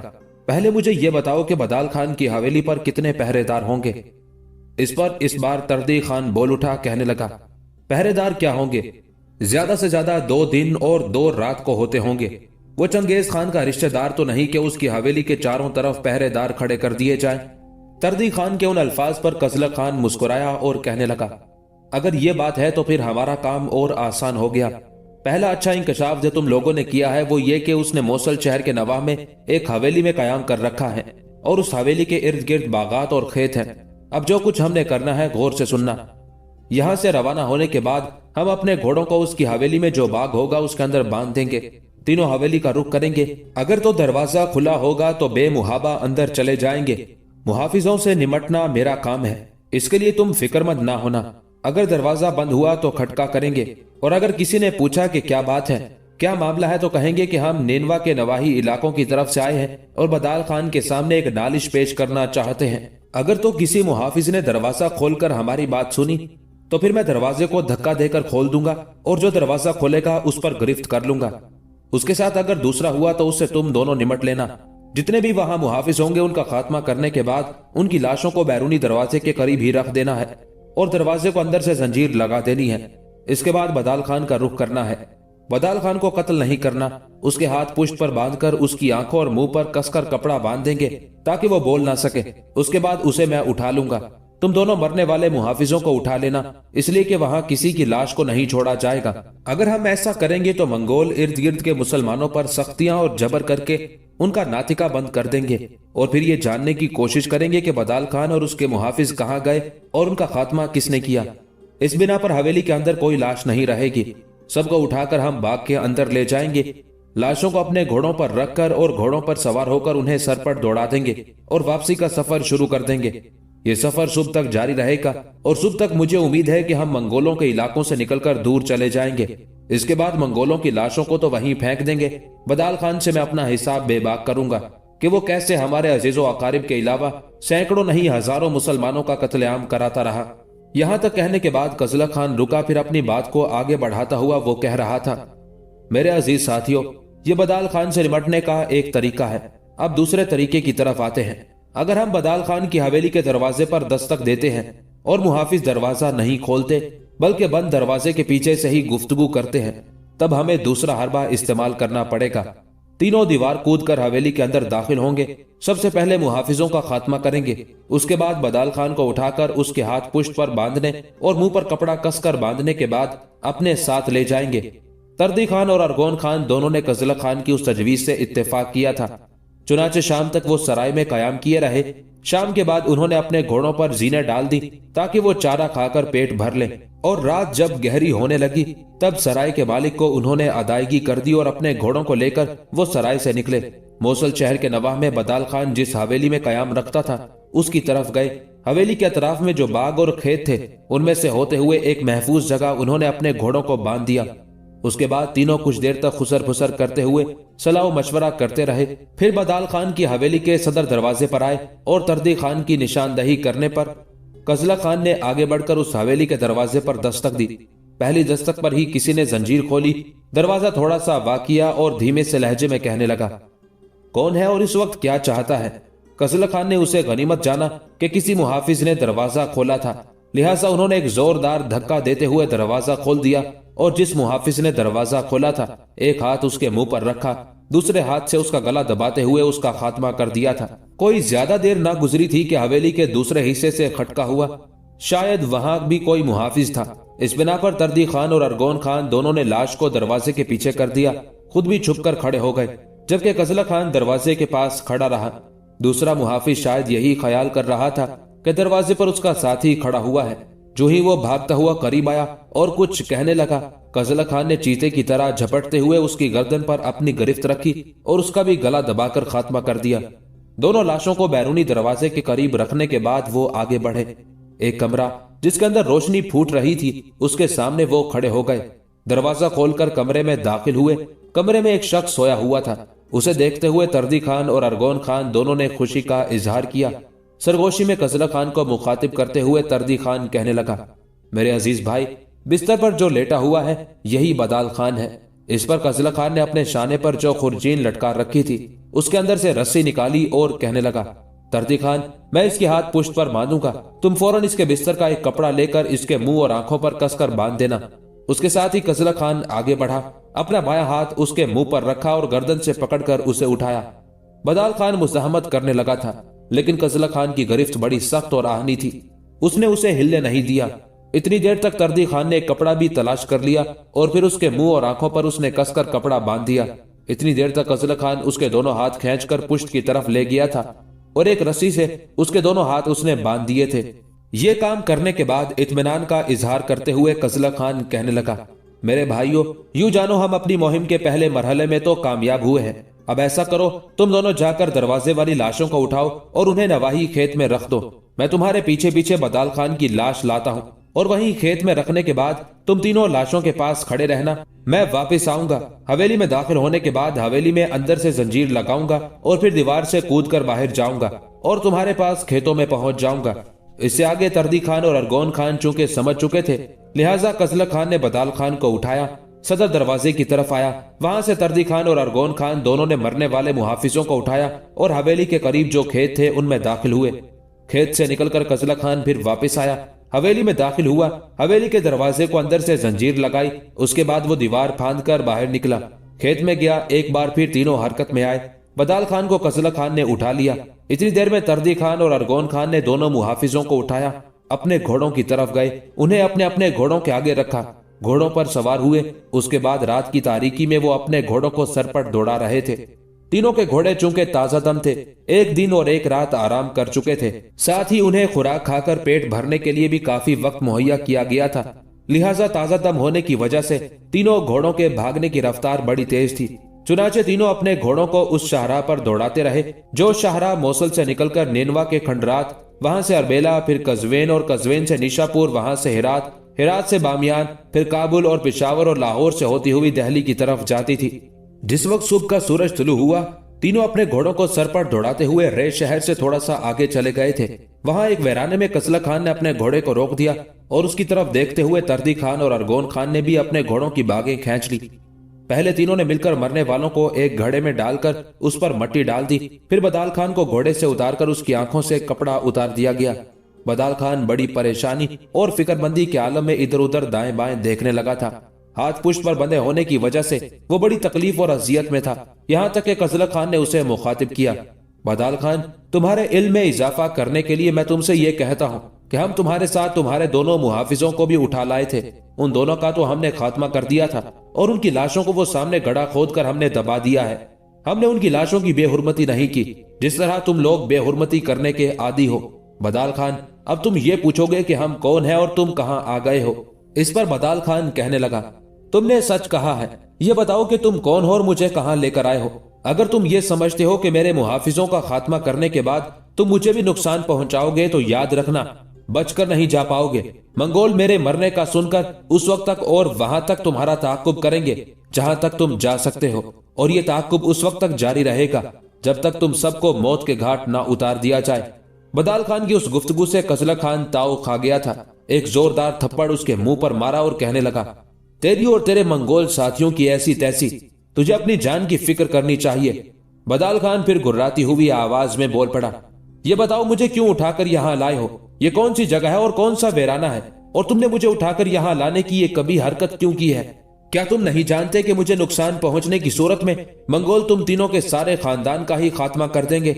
बदाल खान के उन अल्फाज के जवाब में कुछ देर तक घूरने के अंदाज में कजला खान ने उसकी तरफ देखा, फिर उसकी दाएं टांग उठी और पांव की ठोकर इस जोर से बदाल खान को मारी कि बदाल खान गेंद की तरह लड़खता हुआ दूसरी तरफ चला गया था। आगे बढ़कर उसे बालों से पकड़कर कजला खान ने उठाया, फिर उसे मुखातिब करके कहने लगा, सुन बदाल खान, मेरा नाम कजला खान है। मेरे साथ ये जो दो मेरे साथी हैं ये तर्दी खान और अरगोन खान हैं। तुम वो शख्स हो जिसकी कमानदारी में काम करने वाले लश्करियों ने तुम्हारे कहने पर हम तीनों के खानदानों का खात्मा किया। अब तुम समझ गए होगे कि हम तुम्हें क्यों उठाकर लाए हैं। क्या अब भी तुम पूछते हो कि हम तुम्हें क्यों वीरानों में लेकर आए हैं। रही तुम्हारी धमकी कि तुम्हें नुकसान पहुंचने की सूरत में मंगोल तूफान खड़ा कर देंगे, मंगोल जो तूफान खड़ा करेंगे वो बात की बात है, उनसे हम खूब निपटेंगे। पहले तुम्हें एक अजाब और अजियत में मुब्तला करके मारेंगे। कजला खान के उन अल्फाज पर बदाल खान का रंग पीला हो गया था। आंखों के अंदर खौफ, चेहरे पर खदशात के असरात रक्स करने लगे थे। यहां तक कि कजला खान ने फिर उसे मुखातिब किया, बदाल खान, अपनी मौत का सुनकर तुम्हारा चेहरा क्यों पीला हो गया है। तुम्हारी आंखों में खौफ, तुम्हारे चेहरे पर अनजाने खदशात क्यों रक्स करने लगे हैं। जिस वक्त तुम मुसलमानों का कत्लेआम करते थे, उस कत्लेआम को देखते हुए तो तेरे चेहरे पर ऐसे तासुरात ना उभरते थे। तुम्हारे हाथों मरने वाले भी तो आखिर किसी के अजीजो आकारिब थे और उनकी जानें तुम्हारी जान से बहुत ज्यादा अजीज थी।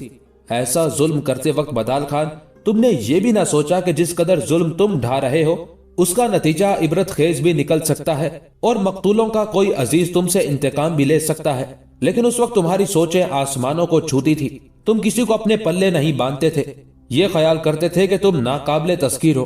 बदाल खान, तारीख आलम का ये वाकया इंतहा दर्जे का हैरत अंगेज है कि वो हम मुसलमान ही थे जिन्होंने निहायत मुहय्यरुल अकूल तरीके पर तरक्की की और अपने कारनामों का नक्श सफ़ाए तारीख पर इस तरह सब्त किया कि दुनिया की दूसरी कौमें मुसलमानों की अजमत और बरतरी के सामने सरे तस्लीम खम कर देने पर मजबूर हो गई।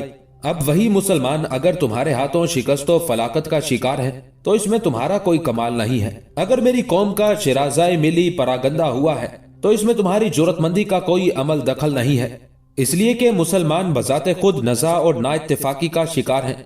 अब उनकी महफिलों में इल्म व फन के मुज़ाकरे बहुत कम होते हैं। तमाम कुव्वतें इब्दा व इख्तिरा से महरूम है और हाथ सियासी ताकत व कुव्वत के नाम से ना आशना है। सुन बदाल खान, मरदम शुमारी के लिहाज से इतने मुसलमान पहले कभी ना थे जितने के अब हैं, मगर साथ ही इल्म अमल, ईमान व ईकान और रूहानियत व फलाह के लिहाज से जितने पस्तो ज़बूहाल अब हैं, इतने पहले कभी ना थे।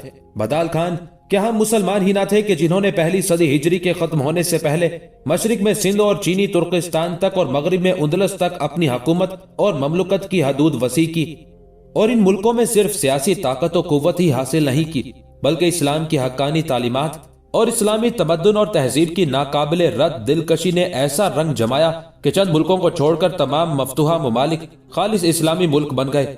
फिर अलूम व फनून में, इजादात और इख्तराआत में, तहजीब नफ्स और निज़ाम अखलाक की तरतीब व तदवीन में मुसलमानों ने अपनी ज़हनी और दिमागी अजमत व बरतरी, माफूकुल आदत अमली जदोजहद का ऐसा अमली सबूत दिया कि बड़े से बड़ा मुआनिद व मुअर्रिख भी उनको जुठलाने की जुर्रत नहीं कर सकता। लेकिन अब हालत बिल्कुल दीगरगू है। जिंदगी के हर शोबे में उन पर इब्तिला और इन्हतात का तसल्लुत है, और इल्म अमल के हर मैदान में वो सबसे पीछे नजर आते हैं। कहीं जहालत और नादानी का दौर दौरा है, और किसी जगह दूसरी अक़वाम आलम की तकलीद का सौदा है। इस्लामी इनफरादियत बहरहाल इस कदर मुज़महिल हो चुकी है कि आज कल के मुसलमानों को बहैसियत मजमूई पहले जमाने के मुसलमानों का जानशी या उनके मनसब अजमत का वारिस कहना अब अपनी हंसी खुद अपने आप उड़ाने के मुतरादिफ है। लिहाजा बदाल खान, अब अगर तुम मुसलमानों को जगह जगह ख्वार करते फिर रहे हो तो ये तुम्हारा कमाल नहीं, ये मुसलमानों की नाइत्तेफाकी है। सुन बदाल खान, मैं तेरे साथ गुफ्तगू को तूल नहीं देना चाहता, इसलिए कि हम तीनों के पास वक्त नहीं। तेरा खात्मा करने के बाद हमने फिलफौर यहाँ से कूच कर जाना है। कजलक खान की उस गुफ्तगू के जवाब में बदाल खान कुछ कहना ही चाहता था कि एक झटके के साथ कजलक खान ने अपनी तलवार बेनयाम की। उस मौके पर बदाल खान ने कुछ कहना चाहा, लेकिन उस मौके पर कजलक खान की तलवार बुलंद होकर गिरी और बदाल खान को खून में नहलाती हुई उसे अब्दी नींद सुला गई थी। उसका खात्मा करने के बाद कजलक खान, तर्दी खान और अरगोन खान तीनों दहली की तरफ जाने वाली शाहराह पर अपने घोड़ों को सर पर दौड़ा रहे थे। सुल्तान शमसुद्दीन अल्तमश एक रोज जब जुमा को जामे मस्जिद में नमाज बाजमात अदा करने के लिए गया तो करामती कोर के आदमी वहां पहुंच गए। वो हजारों की तादाद में थे और सब खंजर और तलवारों से लेस होकर मस्जिद में घुस गए और नमाजियों को शहीद करते हुए अल्तमश के करीब पहुंच गए। लेकिन खुदावंदे कुद्दूस ने उन करामतियों की दस्तबुर्द से अल्तमश को बचा लिया और ये लोग खौफजदा होकर भाग निकले। लोगों ने उनका ताकुब किया और दीवारों और छतों पर चढ़कर उन पर पथराव किया। उसका नतीजा ये निकला कि उस गिरोह का एक एक फर्द हलाक हो गया और दहली उस शरीर गिरोह से महफूज हो गया जिस रोज ये वाकया पेश आया था, और सुल्तान शमसुद्दीन अल्तमश उन हमलावर करामतियों से बाल बाल बचा था और हमलावर सारे करामतियों का खात्मा कर दिया गया था। उसी रोज निज़ा खान थका थका सा वक्त से पहले हवेली में दाखिल हुआ। उसके साथ उसका बेटा बारबत भी था। दोनों बाप बेटे को उस हालत में देखते हुए करातीस और एतमर दोनों चौंकी थी। निज़ा खान जब करीब आया तब करातीस ने कुछ पूछना चाहा, लेकिन निज़ा खान और बारबत दोनों हवेली के दीवान खाने में दाखिल हुए। करातीस और एतमर दोनों उनके पीछे थी। जब सब नशिस्तों पर बैठ गए तब एतमर ने बड़ी अपनायत में अपने बाप निज़ा खान को मुखातिब किया। बाबा, मैं देखती हूँ आज आप मामूल के खिलाफ उदास, परेशान और फिक्रमंद हैं। बारबत की हालत भी ऐसी ही है। देखिए, हमसे कोई बात ना छुपाइएगा। इस पर दुख भरे अंदाज में निज़ा खान कहने लगा, बेटी, एक बहुत बड़ा हादसा पेश आ गया है। जवाब में एतमर कहने लगी, बाबा, मस्जिद में होने वाले उस हादसे की खबर हमें पहुंच चुकी है। अल्लाह का शुक्र है कि उन मुसल्लह अफराद के हमलों से सुल्तान शमसुद्दीन अल्तमश महफूज रहे हैं। बाबा, क्या आप इसी वाक़े का जिक्र करना चाहते हैं? इस पर निज़ा खान ने नफी में गर्दन हिलाई और कहने लगा, बेटी, मामला ये नहीं है, बल्कि मैं तुम सब के लिए एक बुरी खबर लाया हूँ। बेटी, तू जानती है रयान और उसकी छोटी बहन लबाना और उनका भाई कदर खान तीनों हर रोज असर के बाद घुड़दौड़ के लिए निकलते थे। आज भी वो हस्बे मामूल घुड़दौड़ के लिए निकले थे, लेकिन जब काफी देर तक वापस न आए तब जमालुद्दीन ने अपने कुछ कारिंदों के साथ उस मैदान का रुख किया जहां तीनों बहन भाई घुड़दौड़ लगाते थे। जब वो वहां पहुंचे तो जमालुद्दीन का बेटा कदर खान जख्मी हालत में वहां पड़ा हुआ था, जबकि रयान और लबाना दोनों गायब थी। कदर खान को तो जख्मी हालत में जमालुद्दीन अपनी हवेली में ले गया, तबीब को बुला लाया और उसने उसकी मरहम पट्टी कर दी। कदर खान अब बेहतर है, लेकिन रयान और लबाना दोनों बहनों का कोई पता नहीं चल रहा कि वो किधर गई और कौन उन्हें उठाकर ले गया। ये खबर सुनकर करातीस और एतमर दोनों परेशान और फिक्रमंद हो गई थी। यहाँ तक कि निज़ा खान ने फिर कहना शुरू किया, जमालुद्दीन और उसके कारिंदों ने, यहाँ तक कि शहर के कारकुनों ने भी बहुत तलाश किया, लेकिन रयान और लबाना कहीं नहीं मिली। बेटी, ये जमालुद्दीन और उसकी बीवी अस्मा के लिए एक बहुत बड़ा सदमा है, जिसे वो ज्यादा दिन तक बर्दाश्त नहीं कर पाएंगे। मेरे ख्याल में तुम दोनों माँ बेटी तैयार हो जाओ, इसके बाद हम अफसोस के लिए जमालुद्दीन की हवेली का रुख करते हैं। एतमर ने उससे इत्तेफाक किया था। फिर थोड़ी देर बाद एतमर, निज़ा खान, करातीस और बारबद हवेली को कुफ्र लगाकर जमालुद्दीन की हवेली की तरफ हो लिए थे। जब वो चारों हवेली में दाखिल हुए तो जमालुद्दीन, उसकी बीवी अस्मा दीवान खाने में दोनों सर झुकाए बैठे थे और करीब ही दाएं जानिब एक मसहरी पर कदर खान पड़ा हुआ था। दीवान खाने में दाखिल होने के बाद सबने जमालुद्दीन और अस्मा से सलाम कहा। जमालुद्दीन आगे बढ़कर निज़ा खान से गले मिला, फिर सब नशिस्तों पर बैठ गए। उसके बाद गुफ्तगू का आगाज निज़ा खान ने किया और जमालुद्दीन को मुखातिब करके पूछने लगा, क्या हमारी बेटियों रायान और लबाना का कुछ पता चला है?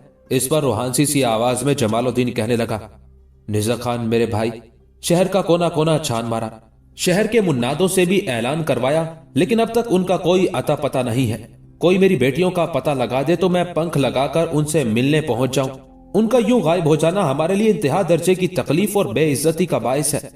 जब तक जमालुद्दीन बोलता रहा, निज़ा खान, करातीस, एतमर और बारबद बड़े गौर से और इंतहाई परेशानी में उसकी तरफ देखते रहे।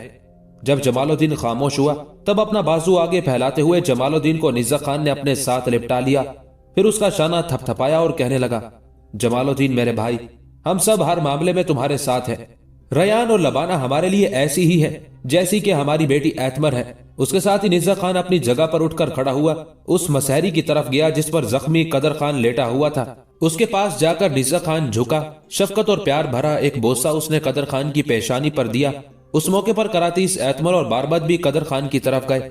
एतमर और उसकी मां करातीस ने भी कदर खान के गाल थपथपाते हुए उसे तसल्ली थी। साथ ही बारबद भी कदर खान के पास बैठकर उसके हाथ सहलाने लगा था। उस मौके पर एतमर कदर खान को मुखातिब करके कहने लगी, कदर खान, मैंने हमेशा यही समझा है कि मेरे दो भाई हैं, एक बारबद और एक तुम। मेरे अजीज भाई, परेशान और फिक्रमंद ना होना, बहुत जल्द तुम ठीक हो जाओगे और खुदावंदे को दूस ने चाहा तो जल्द ही हम रयान और लबाना को भी तलाश करने में कामयाब हो जाएंगे। मेरे भाई, तुम्हें फिक्रमंद और परेशान होने की जरूरत नहीं है।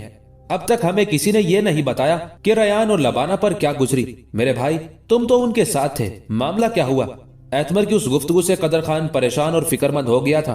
आंखों में नमी उतर आई थी। फिर अपने आप को संभाला और कहने लगा, मैं और मेरी दोनों बहनें हस्बे मामूल घुड़दौड़ के लिए गए थे। मेरी बहन आप जानती हैं, ऐसा हम तीनों हर रोज करते हैं। घोड़े दौड़ाते हुए मैं अपनी दोनों बहनों से कुछ आगे निकल गया, इसलिए कि मैंने घोड़े को तेज भगाया था और वो दोनों बहनें घोड़ों को म्याना रवि से हाँकती रही थी। मैं थोड़ा सा आगे गया होऊंगा कि पीछे से मुझे अपनी बहन रेहान की हल्की सी चीख सुनाई थी। हमारी बदकिस्मती, उस वक्त हमारे आसपास कोई भी ना था और फिर घुड़दौड़ का वो मैदान भी शहर से बाहर है। मैंने अपने घोड़े को मोड़कर जब देखा तो कुछ मुसल्ला सवार थे जिन्होंने अपने चेहरों को ढांप रखा था। आनन फानन वो दोनों बहनों पर छा गए, उनके हाथ पुश्त पर बांधे, उनके मुंह पर उन्होंने कसकर कपड़े बांध दिए। जब मैं मुड़कर अपनी बहनों के पास आया तो उस वक्त वो अपनी कार्रवाई मुकम्मल कर चुके थे। इस पर उनमें से एक मुझ पर हमलावर हो गया। मैंने अपनी बहनों को बचाने की भरपूर कोशिश की लेकिन कामयाब ना हुआ और वो उन दोनों को उठाकर न जाने कहां ले गए। मुझे एक तरह से वो मुर्दा समझकर छोड़ गए थे। मेरी जिंदगी के दिन बाकी थे कि मैं बच गया हूं। बारबद, करातीस और एतमर तीनों कदर खान की मसहरी के पास ही बैठकर उससे बातें करने और उसका दिल बहलाने लगे थे, जबकि निज़ा खान फिर अपनी जगह से उठकर जमालुद्दीन के पास आया। उस मौके पर रयान की मां अस्मा बराबर रोए जा रही थी। यहां तक कि करातीस और एतमर भी कदर खान के पास से उठे, अस्मा के दाएं बाएं आकर बैठ गए, उसे अपने साथ लिपटा लिया, उसे तसल्ली और ढारस देने लगी थी। उनके ऐसा करने पर वो बेचारी और ज्यादा खुलकर रोने लगी थी, जबकि एतमर खुद भी रो दी थी और अपने सर पर बंधे हुए रुमाल से अस्मा के आंसू भी पोंछ रही थी। करातीस भी अपनी आंखें खुश कर रही थी। निज़ा खान जमालुद्दीन के पास बैठा और बड़ी राजदारी में उसे मुखातिब करके कहने लगा, जमालुद्दीन मेरे भाई, तुम्हें किसी पर शक व शुबा है? निज़ा खान के उस सवाल पर कुछ देर तक सर झुकाए जमालुद्दीन सोचता रहा, फिर कहने लगा, मैं किसी पर क्या शक व शुबा कर सकता हूं? ना मेरी किसी से कोई दुश्मनी है, ना अदावत, ना ही मेरी बेटियों ने आज तक कोई ऐसा काम किया है जिसके बिना पर वो इस इब्तला में मुब्तला कर दी गई है। उस मौके पर एतमर की मां करातीस ने जमालुद्दीन की तरफ देखा, कहने लगी, भाई, क्या इस सिलसिले में फखरुद्दीन तो मुलव्विस नहीं हो सकता? ऐसा मैं इसलिए कह रही हूं कि एक बार उसने रयान का रिश्ता भी आपसे मांगा था और आपने इनकार कर दिया था। करातीस के उन अल्फाज के जवाब में जमालुद्दीन ने नफी में गर्दन हिलाई और कहने लगा, फखरुद्दीन मेरे ख्याल में ऐसा नहीं कर सकता। वो जानता है कि अगर वो ऐसा करेगा तो अपनी जान से हाथ धो बैठेगा, लिहाजा मैं उस पर शक नहीं कर सकता। जमालुद्दीन जब खामोश हुआ तब कुछ सोचते हुए निज़ा खान कहने लगा, जमालुद्दीन, میرے عزیز بھائی، ایک شک و شبہ میرے ذہن میں بھی ہے۔ وہ کیا؟ چونکتے ہوئے جمال الدین نے اس کی طرف دیکھا تھا۔ اس پر نیزہ خان کہنے لگا، جمال الدین میرے بھائی، کہیں ایسا نہ ہو کہ آج ہزاروں کی تعداد میں جو لوگ مسجد میں سلطان شمس الدین التمش پر حملہ ہوئے اور سلطان کو قتل کرنا چاہا، انہی سے کچھ رایان اور لبانہ کو اٹھا کر لے گئے ہوں۔ نیزہ خان کے ان الفاظ کے جواب میں جمال الدین نے کچھ سوچا، اس کے بعد کہنے لگا، نیزہ خان، تمہارا یہ شک و شبہ دل کو لگتا ہے۔ میرا بھی دل کہتا ہے کہ جو لوگ مسجد میں سلطان شمس الدین التمش پر حملہ ہوئے تھے وہی اس کام میں ملوث ہو سکتے ہیں۔ جس وقت میں نے یہ خبر سنی تھی تو میں نے سوچا تھا کہ میں قصر کی طرف جاؤں گا، جہاں دوسرے لوگ سلطان سے افسوس کر رہے ہیں، میں بھی سلطان سے اس حادثے پر افسوس کروں گا، لیکن میں خود حادثات کا شکار ہو گیا ہوں۔ یہاں تک کہنے کے بعد جمال الدین چند لمحے خاموش رہا، اس کے بعد نیزہ خان کی طرف دیکھتے ہوئے کہنے لگا، نیزہ خان میرے عزیز بھائی، جو شک و شبہ تم نے ظاہر کیا ہے وہ یقیناً میرے دل کو لگتا ہے۔ جس وقت وہ مسلح جوان مسجد میں سلطان پر حملہ ہوئے تھے، سلطان کا انہوں نے خاتمہ کرنا چاہا تھا، اس وقت فی الفور تو کسی کو یہ معلوم نہیں ہو سکا کہ وہ لوگ کون تھے، کیا چاہتے تھے، لیکن بعد میں یہ بات عیاں ہو گئی کہ وہ سب کرامتی تھے اور ان کا ایک ہی مقصد تھا کہ سلطان شمس الدین التمش کو قتل کر کے ہندوستان میں مسلمانوں کی حکومت کا خاتمہ کر دیا جائے۔ میں نے سوچ رکھا ہے کہ میرا بیٹا قدر خان کچھ ٹھیک ہو جائے تو چند دن کا وقفہ ڈال کر میں محترم عز الدین کی خدمت میں حاضر ہوں گا اور ان سے التماس کروں گا کہ میری بیٹیوں کو تلاش کرنے کا اہتمام کیا جائے۔ اس سلسلے میں اگر مجھے سلطان شمس الدین التمش کی خدمت میں حاضر ہو کر اپنی عرض داشت پیش کرنا پڑی تو میں ایسا بھی کر گزروں گا۔ میری بیٹیوں کا مجھ سے جدا ہو جانا میرے لیے ایک بہت بڑا المیہ اور میرے لیے ایک ایسا صدمہ ہے کہ جو کم از کم میرے اور میری بیوی اور بیٹے کے لیے ناقابل برداشت ہے۔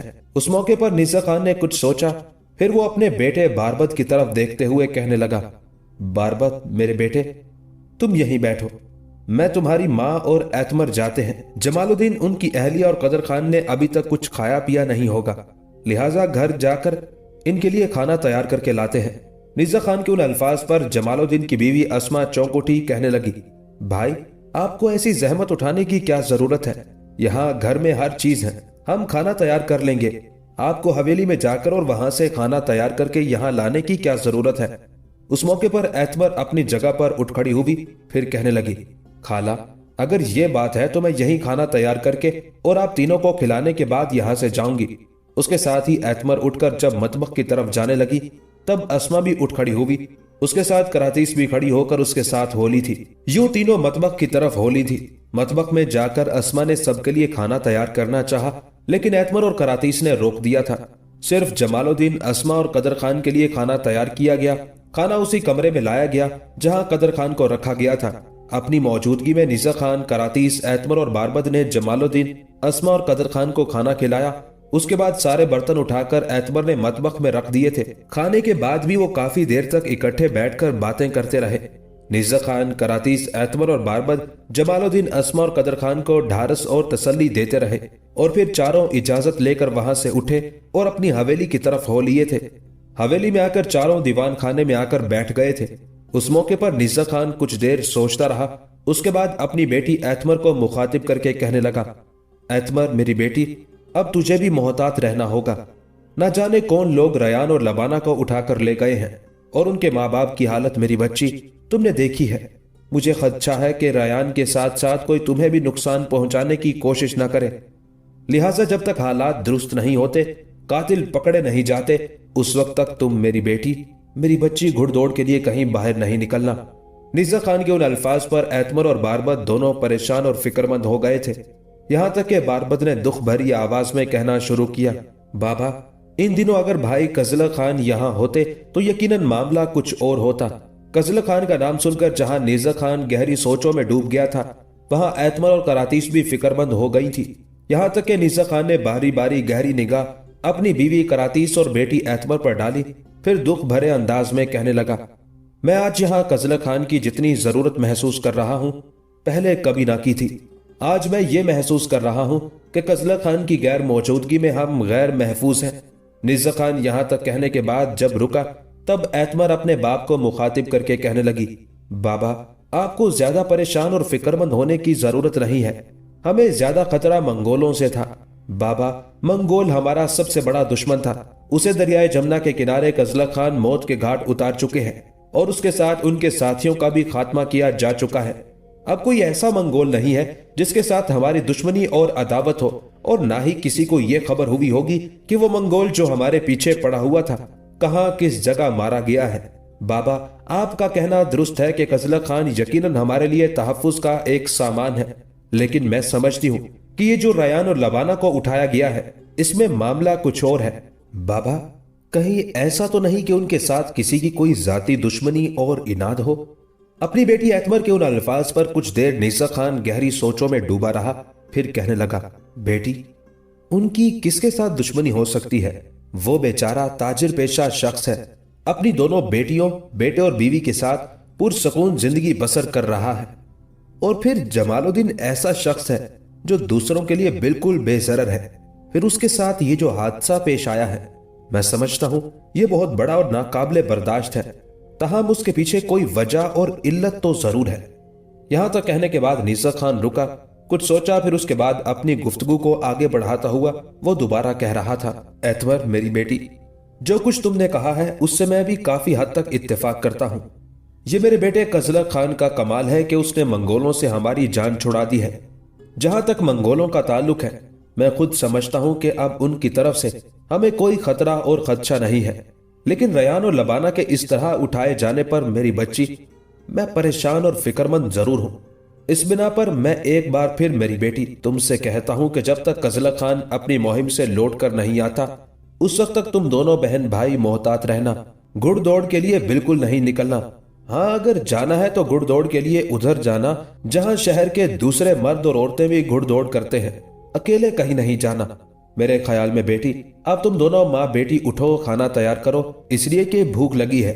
निज़ा खान का कहा मानते हुए जूं ही करातीस और एतमर दोनों अपनी जगह से उठी, हवेली के दरवाजे पर जोरदार दस्तक हुई थी। ये दस्तक सुनकर चारों चौंक से उठे थे और खदशात भरे अंदाज में एक दूसरे की तरफ देखने लगे थे। उस मौके पर करातीस निज़ा खान की तरफ देखते हुए कहने लगी, इस मौके पर हमारी हवेली के दरवाजे पर कौन दस्तक दे सकता है?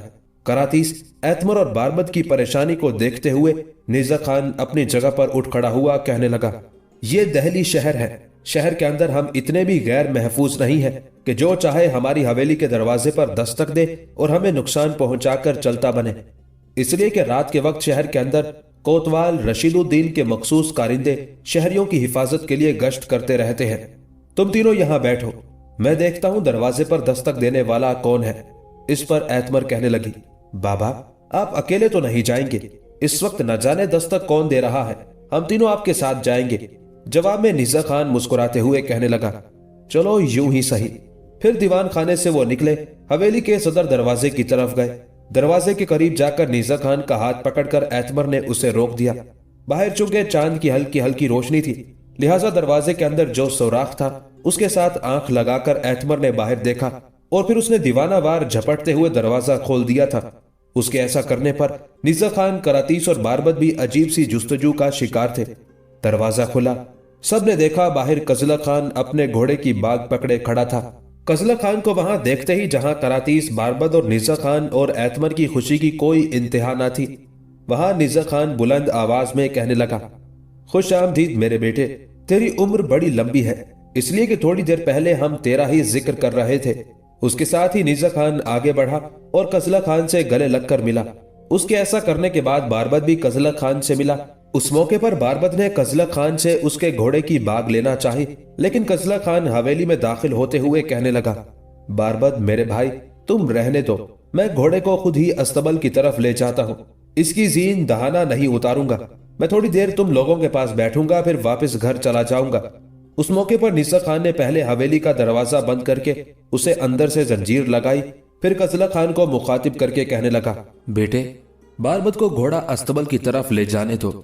आज तुम अपने घर नहीं जाओगे, यहीं हमारे पास रहोगे। बेटे, तुम जानते हो शहर के अंदर 2 बड़े हादसे रूनुमा हो चुके हैं जो बड़े परेशान कुन हैं।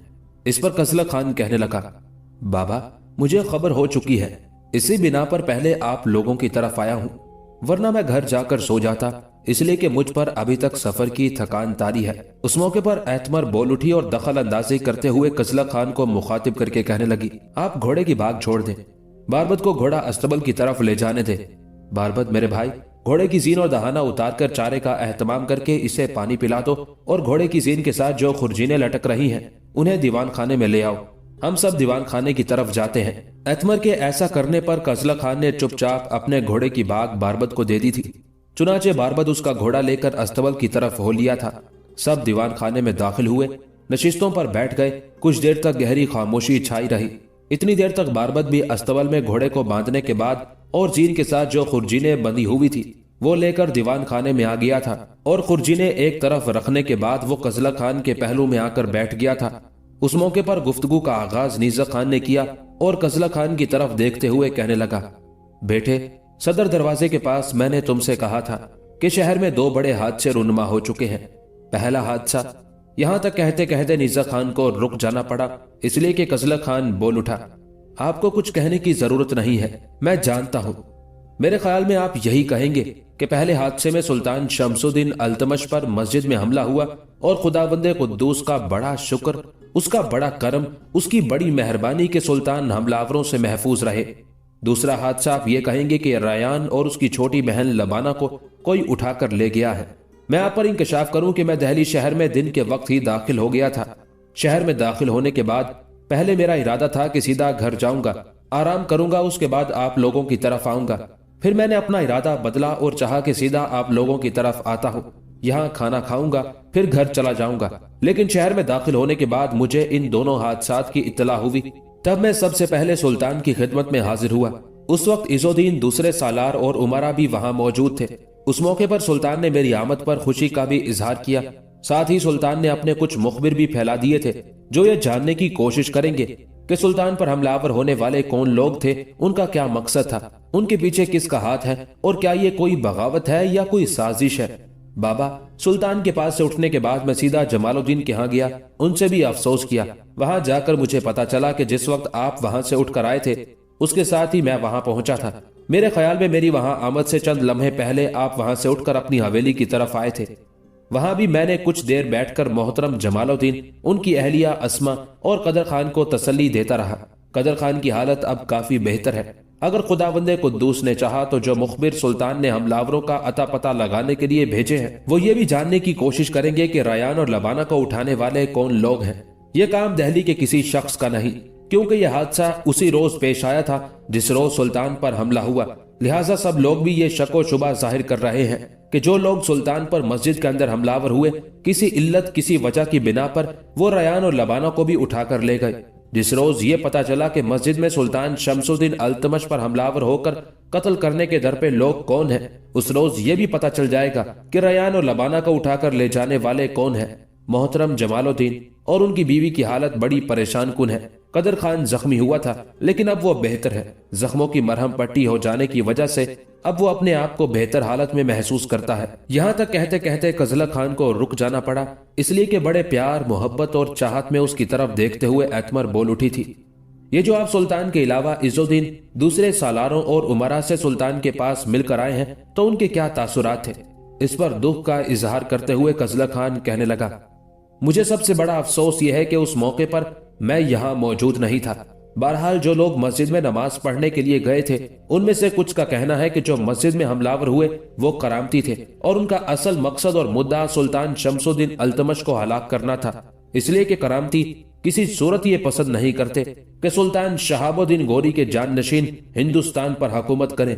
اس کی وجہ اور بڑی علت یہ ہے کہ ملتان میں ان کی حکومت تھی اور پہلے سلطان محمود غزنوی نے ان پر ضرب لگا کر ان کو کچلا، اس کے بعد یہ ملتان میں پھر طاقت و قوت پکڑ گئے اور پھر سلطان شہاب الدین غوری نے ان پر ضرب لگائی اور یہ اس کے حملے کی وجہ سے ملتان کو فتح کرنے کے باعث ہندوستان کے مختلف علاقوں میں منتشر ہو جانے پر مجبور ہوئے۔ میرا اپنا اور دوسرے سالاروں کا بھی اندازہ یہی ہے کہ مسجد میں سلطان پر حملہ آور ہونے والے کرامتی ہی تھے، جو نہ صرف یہ کہ ہندوستان میں سلطان شہاب الدین غوری کے جانشینوں کی حکومت پسند نہیں کرتے بلکہ وہ یہ بھی نہیں چاہتے کہ ہندوستان میں کوئی مسلمان حکمران ہو اور ہندوستان میں اسلام کا بول بالا ہو۔ کزلک خان جب خاموش ہوا تب ایتبر نے پھر اسے مخاطب کیا، ریان اور لبانہ سے متعلق آپ کا کیا خیال ہے؟ کیا اس کام میں کہیں فخر الدین تو ملوث نہیں ہے؟ ایتمر کے ان الفاظ پر قزلق خان مسکرایا اور کہنے لگا، ایتمر ایسا نہیں ہے، فخر الدین اتنی بڑی جرت نہیں کر سکتا۔ وہ جانتا ہے کہ اگر اس نے ایسا کرنے کی کوشش کی تو اس کا سر اس کی گردن پر قائم نہیں رہے گا۔ یہ کام میرے خیال میں انہی لوگوں کا ہے جو مسجد میں سلطان پر حملہ آور ہوئے اور یہ کرامتی ہے۔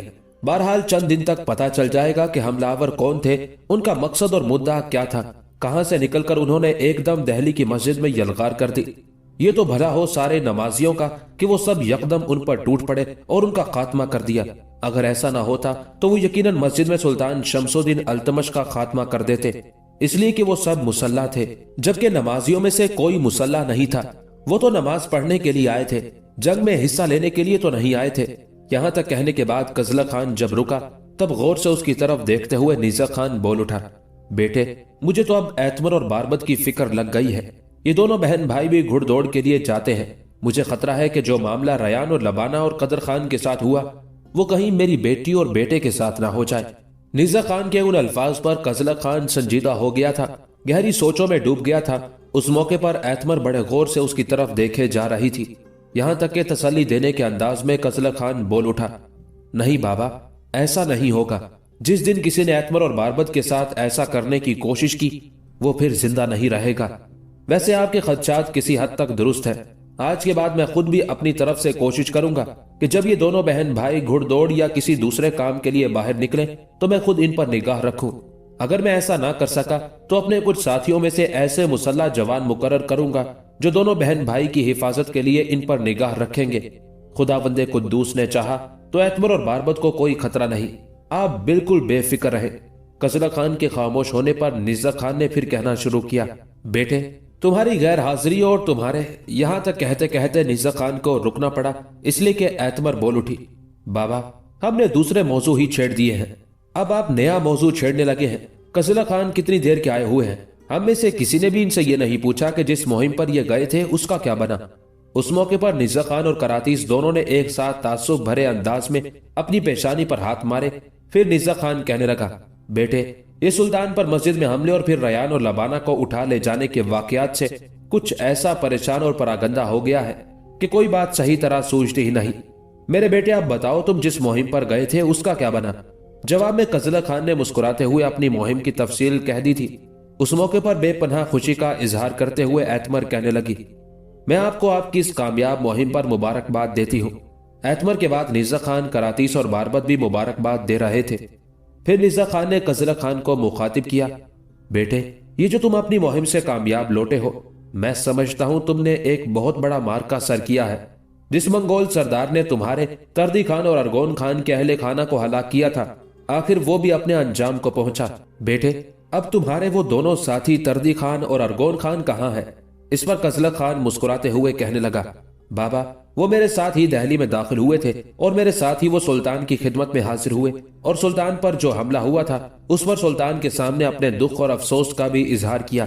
اس موقع پر میں نے ان دونوں سے متعلق سلطان اور عز الدین دونوں سے بات کی، چنانچہ تردی خان اور ارگون خان دونوں کو سلطان اور عز الدین نے مقدمۃ الجیش میں شامل کرنے کی اجازت دے دی ہے، اور میں نے ان دونوں کے نام بھی مستقر میں لکھوا دیے ہیں۔ اب وہ مقدمۃ الجیش کا ایک حصہ ہے اور ساتھ ہی میں نے مستقر میں ان کی رہائش کا بھی اہتمام کر دیا ہے۔ کچھ دیر خاموشی رہی، اس کے بعد نیزک خان پھر بولا، قزلق خان کی طرف دیکھتے ہوئے کہنے لگا، بیٹے میں ایک انتہائی اہم موضوع پر تم سے گفتگو کرنے والا تھا کہ ایتمر نے بات کا رخ بدلا اور تمہاری مہم سے متعلق تفصیل جاننا شروع کر دی۔ بیٹے تمہارے مغرب کی طرف جانے کے بعد ہم نے تمہاری اور ایتمر کی شادی سے متعلق فیصلہ کیا ہے۔ پہلے ہمارا ارادہ تھا کہ شاید چند روز ٹھہر کر شادی کا اہتمام کیا جائے، لیکن اب ریان اور لبانہ کے اٹھائے جانے کی وجہ سے میں اور کراتیس ہی نہیں باربد بھی پریشان ہو گیا ہے۔ ہم چاہتے ہیں کہ ایتمر کی شادی کر دی جائے۔ بیٹے اس طرح تم دونوں میاں بیوی اکٹھے خوشگوار زندگی کی ابتدا کر سکو گے۔ جب ایتمر کی تم سے شادی ہو جائے گی تو تمہاری بیوی کی حیثیت سے ایک تو وہ محفوظ ہو جائے گی، اور دوسرے سب سے بڑی بات یہ کہ ہم اپنے فرض سے بھی سبکدوش ہو جائیں گے۔ نیزک خان کے خاموش ہو جانے پر قزلق خان نے پہلے ایک گہری نگاہ ایتمر پر ڈالی، جس کے چہرے پر اس سمے ہلکا سا خوشگوار خوبصورت تبسم تھا، یہاں تک کہ قزلق خان بول اٹھا، بابا اپنی موجودہ مہم پر جانے سے چند روز قبل اس موضوع پر ایتمر کے ساتھ میری تفصیل کے ساتھ بات ہوئی تھی۔ اس گفتگو میں ریان بھی شامل تھی۔ بابا ان دونوں نے یہ فیصلہ کیا تھا کہ ہم تینوں کی ایک ساتھ شادی ہوگی۔ इनका कहना था कि कभी मैं घर पर ना भी हूं तो ये दोनों मेरी गैर मौजूदगी में मकान में अकेली रह सकती है। उस वक्त फैसला यही हुआ था कि हम जल्द शादी कर लेंगे, लेकिन बाबा अब हालात यकदम तब्दील हो गए हैं। रयान और लबाना के अगवा हो जाने के बायस एक तो जमालुद्दीन और अस्मा के गम और दुख की वजह से ये शादी जल्द नहीं हो सकती। दूसरा ये कि अगर इन हालात में मैं और एतमर शादी भी कर लें तो एतमर वहां मेरे मकान में कभी अकेली तो नहीं रह पाएगी। मुझे अक्सर व बेशतर कभी मुस्तकर की तरफ जाना पड़ता है और कभी हफ्तों नहीं महीनों तक भी किसी मुहिम के सिलसिले में दहली से बाहर रहना होता है। ऐसे हालात में बाबा एतमर वहां कैसे अकेली रह पाएगी? जब तक कजला खान बोलता रहा, निज़ा खान, एतमर, करातीस और बारबत गौर से उसकी तरफ देखते रहे। यहां तक के जवाब देते हुए निज़ा खान बोल उठा, बेटे जो कुछ तूने कहा है वो तो दुरुस्त है, यानी जमालुद्दीन और उसके अहले खाना का गम देखते हुए ये शादी फिलफोर नहीं हो सकती, और अगर हम शादी करते हैं तो वो एतराज कर सकते हैं कि उनके दुख और गम को पसे पुश डालकर हमने अपनी खुशियों का एहतमाम किया है। बेटे जहां तक एतमर के अकेले रहने का ताल्लुक है तो वो मैं तस्लीम नहीं करता। बेटे मेरा अपना इरादा तो यह है कि शादी के बाद भी तुम दोनों इसी हवेली में रहो।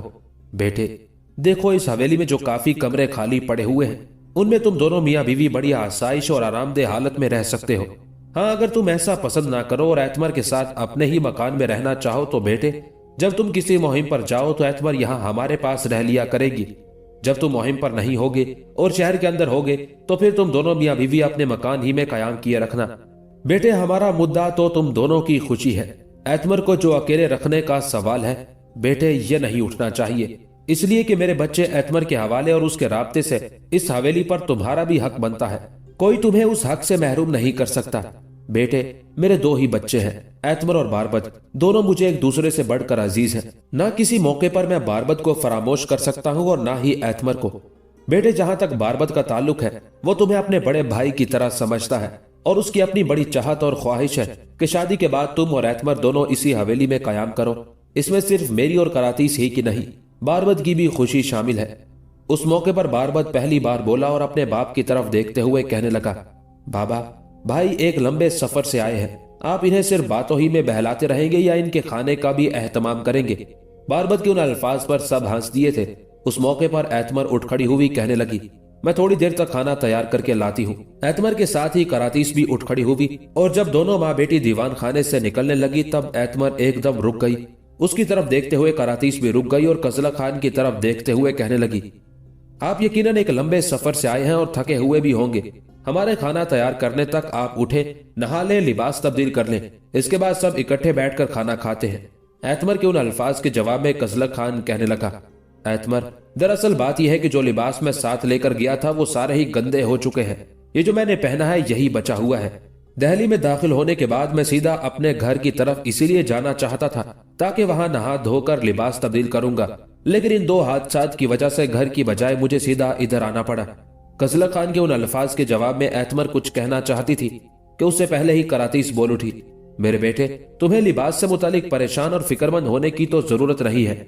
यहाँ हमने तुम्हारे और बारबत के लिए एक नहीं कई लिबास बनाकर रखे हुए हैं। अब तुम उठो, मेरे साथ आओ, हम दोनों माँ बेटी मतबख में खाना तैयार करती है, तुम नहाकर लिबास तब्दील करो, फिर सब इकट्ठे बैठकर खाना खाते हैं। करातीस के कहने पर कजला खान अपनी जगह पर उठ खड़ा हुआ। दोनों माँ बेटी के साथ थोड़ा ही आगे गया होगा कि अगले कमरे के करीब करातीस और एतमर रुक गई। फिर करातीस एतमर की तरफ देखते हुए कहने लगी, बेटी तुम कजला खान को अपने साथ ले जाओ, इसे नया लिबास निकाल कर दो। इसके बाद दोनों माँ बेटी मिलकर खाना तैयार करती है। इतना कहने के बाद करातीस मतबख की तरफ चली गई थी और एतमर कजला खान की तरफ देखते हुए कहने लगी, आप मेरे साथ आए। कजला खान चुपचाप एतमर के पीछे हो लिया था। एतमर साथ वाले कमरे में दाखिल हुई। पहले एक नशिस्त की तरफ उसने इशारा करते हुए कजला खान से कहा, आप पहले यहाँ बैठे, फिर मैं आपको लिबास दिखाती हूँ। एतमर के कहने पर कजला खान वहां बैठ गया। एतमर उस कमरे के एक कोने की तरफ गई। वहां मोटे चमड़े का एक संदूक रखा हुआ था, उसे उसने खोला। एक साथ उसमें से उसने कई लिबास निकाले। सारे लिबास लाकर उसने कजला खान के सामने रखे। फिर खुशगवार लहजे में मुस्कुराते हुए कहने लगी, आप इनमें से पसंद करें, नहाकर कौन सा लिबास पहनेंगे। उस मौके पर बड़े प्यार, बड़ी चाहत और मोहब्बत में एतमर की तरफ देखते हुए कजला खान कहने लगा, एतमर तुम खुद अपनी पसंद का कोई भी निकाल दो, मैं वही पहन लूंगा। कजला खान के उन अल्फाज पर एतमर खुश हो गई थी। एक लिबास उसने निकाला, बाकी उसने संदूक में रख दिए। उसके बाद कजला खान तहारत खाने की तरफ चला गया جبکہ ایتمر مطبخ میں اپنی ماں کے ساتھ کھانا تیار کرنے میں مدد کرنے لگی تھی۔ تھوڑی دیر بعد سب دیوان خانے ہی میں بیٹھ کر کھانا کھا رہے تھے۔ ہندوستان میں کرامتیوں کا سرکردہ کور ایک روز اپنے نائب اور دستے راست اسرام کے ساتھ مہاکال کے قلعہ نما مندر میں داخل ہوا۔ اس کے بعد وہ مندر کے ایک ایسے انتہائی محفوظ کمرے میں داخل ہوئے جس کے اندر پہلے سے پجاری مادھو راؤ اور منگل دیو آپس میں کسی موضوع پر گفتگو کر رہے تھے۔ جب اس کمرے کے دروازے پر کور اور اسرام دونوں نمودار ہوئے تب مادھو راؤ اور منگل دیو دونوں نے اپنی جگہ سے اٹھ کر ایک طرح سے انہیں احترام دیا۔ کور اور اسرام آگے بڑھے اور منگل دیو اور مادھو راؤ کے سامنے جو خالی نشستیں تھیں ان پر بیٹھ گئے۔ کچھ دیر تک اس کمرے میں خاموشی رہی۔ اس دوران مادھو راؤ اور منگل دیو بڑی گہری نگاہوں سے کور اور اس کے ساتھی اسرام کا جائزہ لے رہے تھے۔ انہوں نے دیکھا کہ وہ اداس، افسردہ، چپ چپ، بکھرے بکھرے سے تھے۔ کچھ دیر کی خاموشی کے بعد آخر منگل دیو اور مادھو راؤ نے ایک دوسرے کی طرف جواب طلب انداز میں دیکھا۔ اس کے بعد مادھو راؤ کور اور اسرام دونوں کو مخاطب کر کے کہنے لگا، میرے عزیز ساتھیوں، میں دیکھتا ہوں تم خلاف معمول آج کچھ زیادہ اداس، پریشان اور فکر مند ہو۔ تم دونوں کی آنکھوں کے اندر ایسے جذبے ہیں جن پر افسوس کیا جا سکتا ہے۔ اس کے علاوہ تم دونوں کے چہروں کے تاثرات بتاتے ہیں کہ تم دونوں کسی گہری کٹھنائی میں پھنس گئے ہو۔ مادھو راؤ جب خاموش ہوا تب غور سے اس کی طرف دیکھتے ہوئے کور بول اٹھا، مادھو راؤ، تمہارا اندازہ اور تمہارا کہنا بالکل درست ہے۔ آج واقعی ہمارے ساتھ کچھ خلاف معمول واقعات پیش آ گئے ہیں جن کی ہم کسی بھی صورت توقع اور امید نہیں رکھتے تھے۔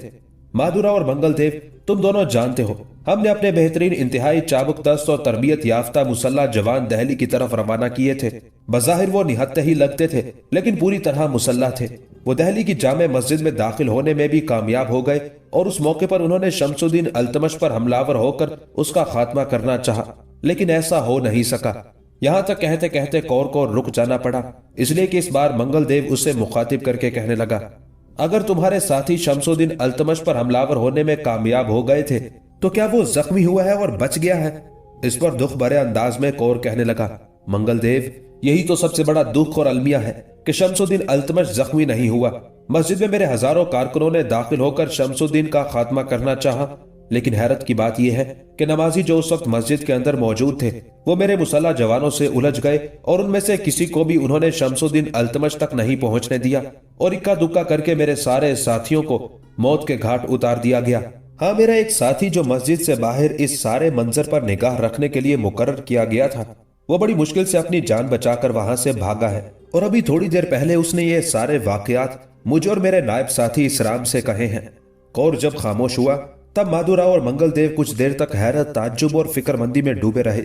چند لمحوں تک گہری خاموشی طاری رہی۔ اس کے بعد مادھو راؤ نے انتہائی دکھ اور تفکرات بھری آواز میں کور کی طرف دیکھتے ہوئے کہنا شروع کیا، کور میرے عزیز، یہ کیسے اور کیوں کر ممکن ہو گیا؟ تمہارے ہزاروں آدمی خنجروں اور اس طرح کے دوسرے ہتھیاروں سے لیس ہو کر مسجد میں داخل ہوئے اور اپنا مدعا حاصل نہ کر سکے، ایک اکیلے شمس الدین التمش کا خاتمہ نہ کر سکے۔ سب سے حیرت اور تعجب کی بات یہ ہے کہ مسجد میں اس وقت جو نمازی موجود تھے، ظاہر ہے وہ سب نہتے تھے، گویا نہتے نمازیوں نے تمہارے مسلح جوانوں کو مار مار کر ان کا خاتمہ کر دیا۔ کیا یہ حیرت انگیز بات نہیں ہے؟ کور، تم نے تو ہم پر یہ انکشاف کیا تھا کہ تمہارے ساتھی انسانوں کو ہلاک کرنے میں اپنا جواب نہیں رکھتے، پھر جامع مسجد دہلی میں انہیں کیا ہو گیا کہ وہ نہتے نمازیوں کے ہاتھوں ہی مارے گئے؟ اب میں یہ سوچتا ہوں کہ اگر تمہارے ساتھیوں کا مقابلہ کہیں مسلح جوانوں سے پڑ جاتا تو پھر تو تمہارے دشمن تمہارے ساتھیوں کی ٹکا بوٹی کر کے رکھ دیتے۔ کم از کم یہ بات میرے لیے انتہائی تعجب خیز اور پریشان کن ہے کہ مسجد کے اندر موجود نہتے نمازیوں نے تمہارے سارے مسلح جوانوں کا خاتمہ کر کے اور ان کا قتل عام کر کے ان کا صفایا کر دیا ہے۔ یہاں تک کہنے کے بعد مادھو راؤ کچھ دیر خاموشی اختیار کیے رہا۔ اس دوران کور اور اسرام دونوں گہری سوچوں میں ڈوبے ہوئے تھے۔ مادھو راؤ اور منگل دیو بھی بڑے غور سے ان دونوں کی طرف دیکھے جا رہے تھے، یہاں تک کہ مادھو راؤ نے ایک بار پھر کور کو مخاطب کر کے کہنا شروع کیا، اس کا مطلب ہے کہ تمہارے ساتھی اپنے مقصد میں ناکام ہوئے ہیں اور آئندہ بھی وہ شمس الدین التمش کا بال بیکا نہیں کر سکتے۔ میں سمجھتا ہوں یا تو تمہارے آدمی غیر تربیت یافتہ ہیں یا نمازی ایسے بھیانک تھے کہ انہوں نے تمہارے مسلح جوانوں کا خاتمہ کر دیا۔ مادھو راؤ جب خاموش ہوا تب اس بار منگل دیو مسکراتے ہوئے کہنے لگا، مادھو راؤ، تمہارا کہنا درست ہے، پر اب دہلی کے مسلمان تو یہ سوچیں گے کہ ہزاروں کی تعداد میں مسجد کے اندر مسلح جوان ان پر حملہ آور ہوئے پر نمازیوں نے ان کا خاتمہ کر دیا، لہٰذا یہ ان کے خدائے محترم کا کمال ہے کہ नमाजियों के हाथों अनगिनत मुसल्ला जवानों को मौत के घाट उतरवा दिया गया। कौर, तुम्हारे साथियों ने कम से कम हम दोनों को भी बड़ा मायूस किया है। हम तो ये उम्मीद लगाए बैठे थे कि तुम्हारे जो मुसल्ला जवान दिल्ली की तरफ गए हैं, उनके वहां पहुंचने के चंद ही दिन बाद हमारे पास ये खबर पहुंचेगी कि शमसुद्दीन अल्तमश का खात्मा कर दिया गया है और ये कि दिल्ली से मुसलमानों की हुकूमत की बिसात लिपटना शुरू हो गई है।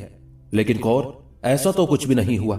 माधुराव के उन अल्फाज के जवाब में कौर ने घूरने के अंदाज में माधुराव की तरफ देखा और उसके बाद कहने लगा, माधुराव, तुम हम करामतियों के मकासद से पूरी तरह वाकिफ और आगाह नहीं हो।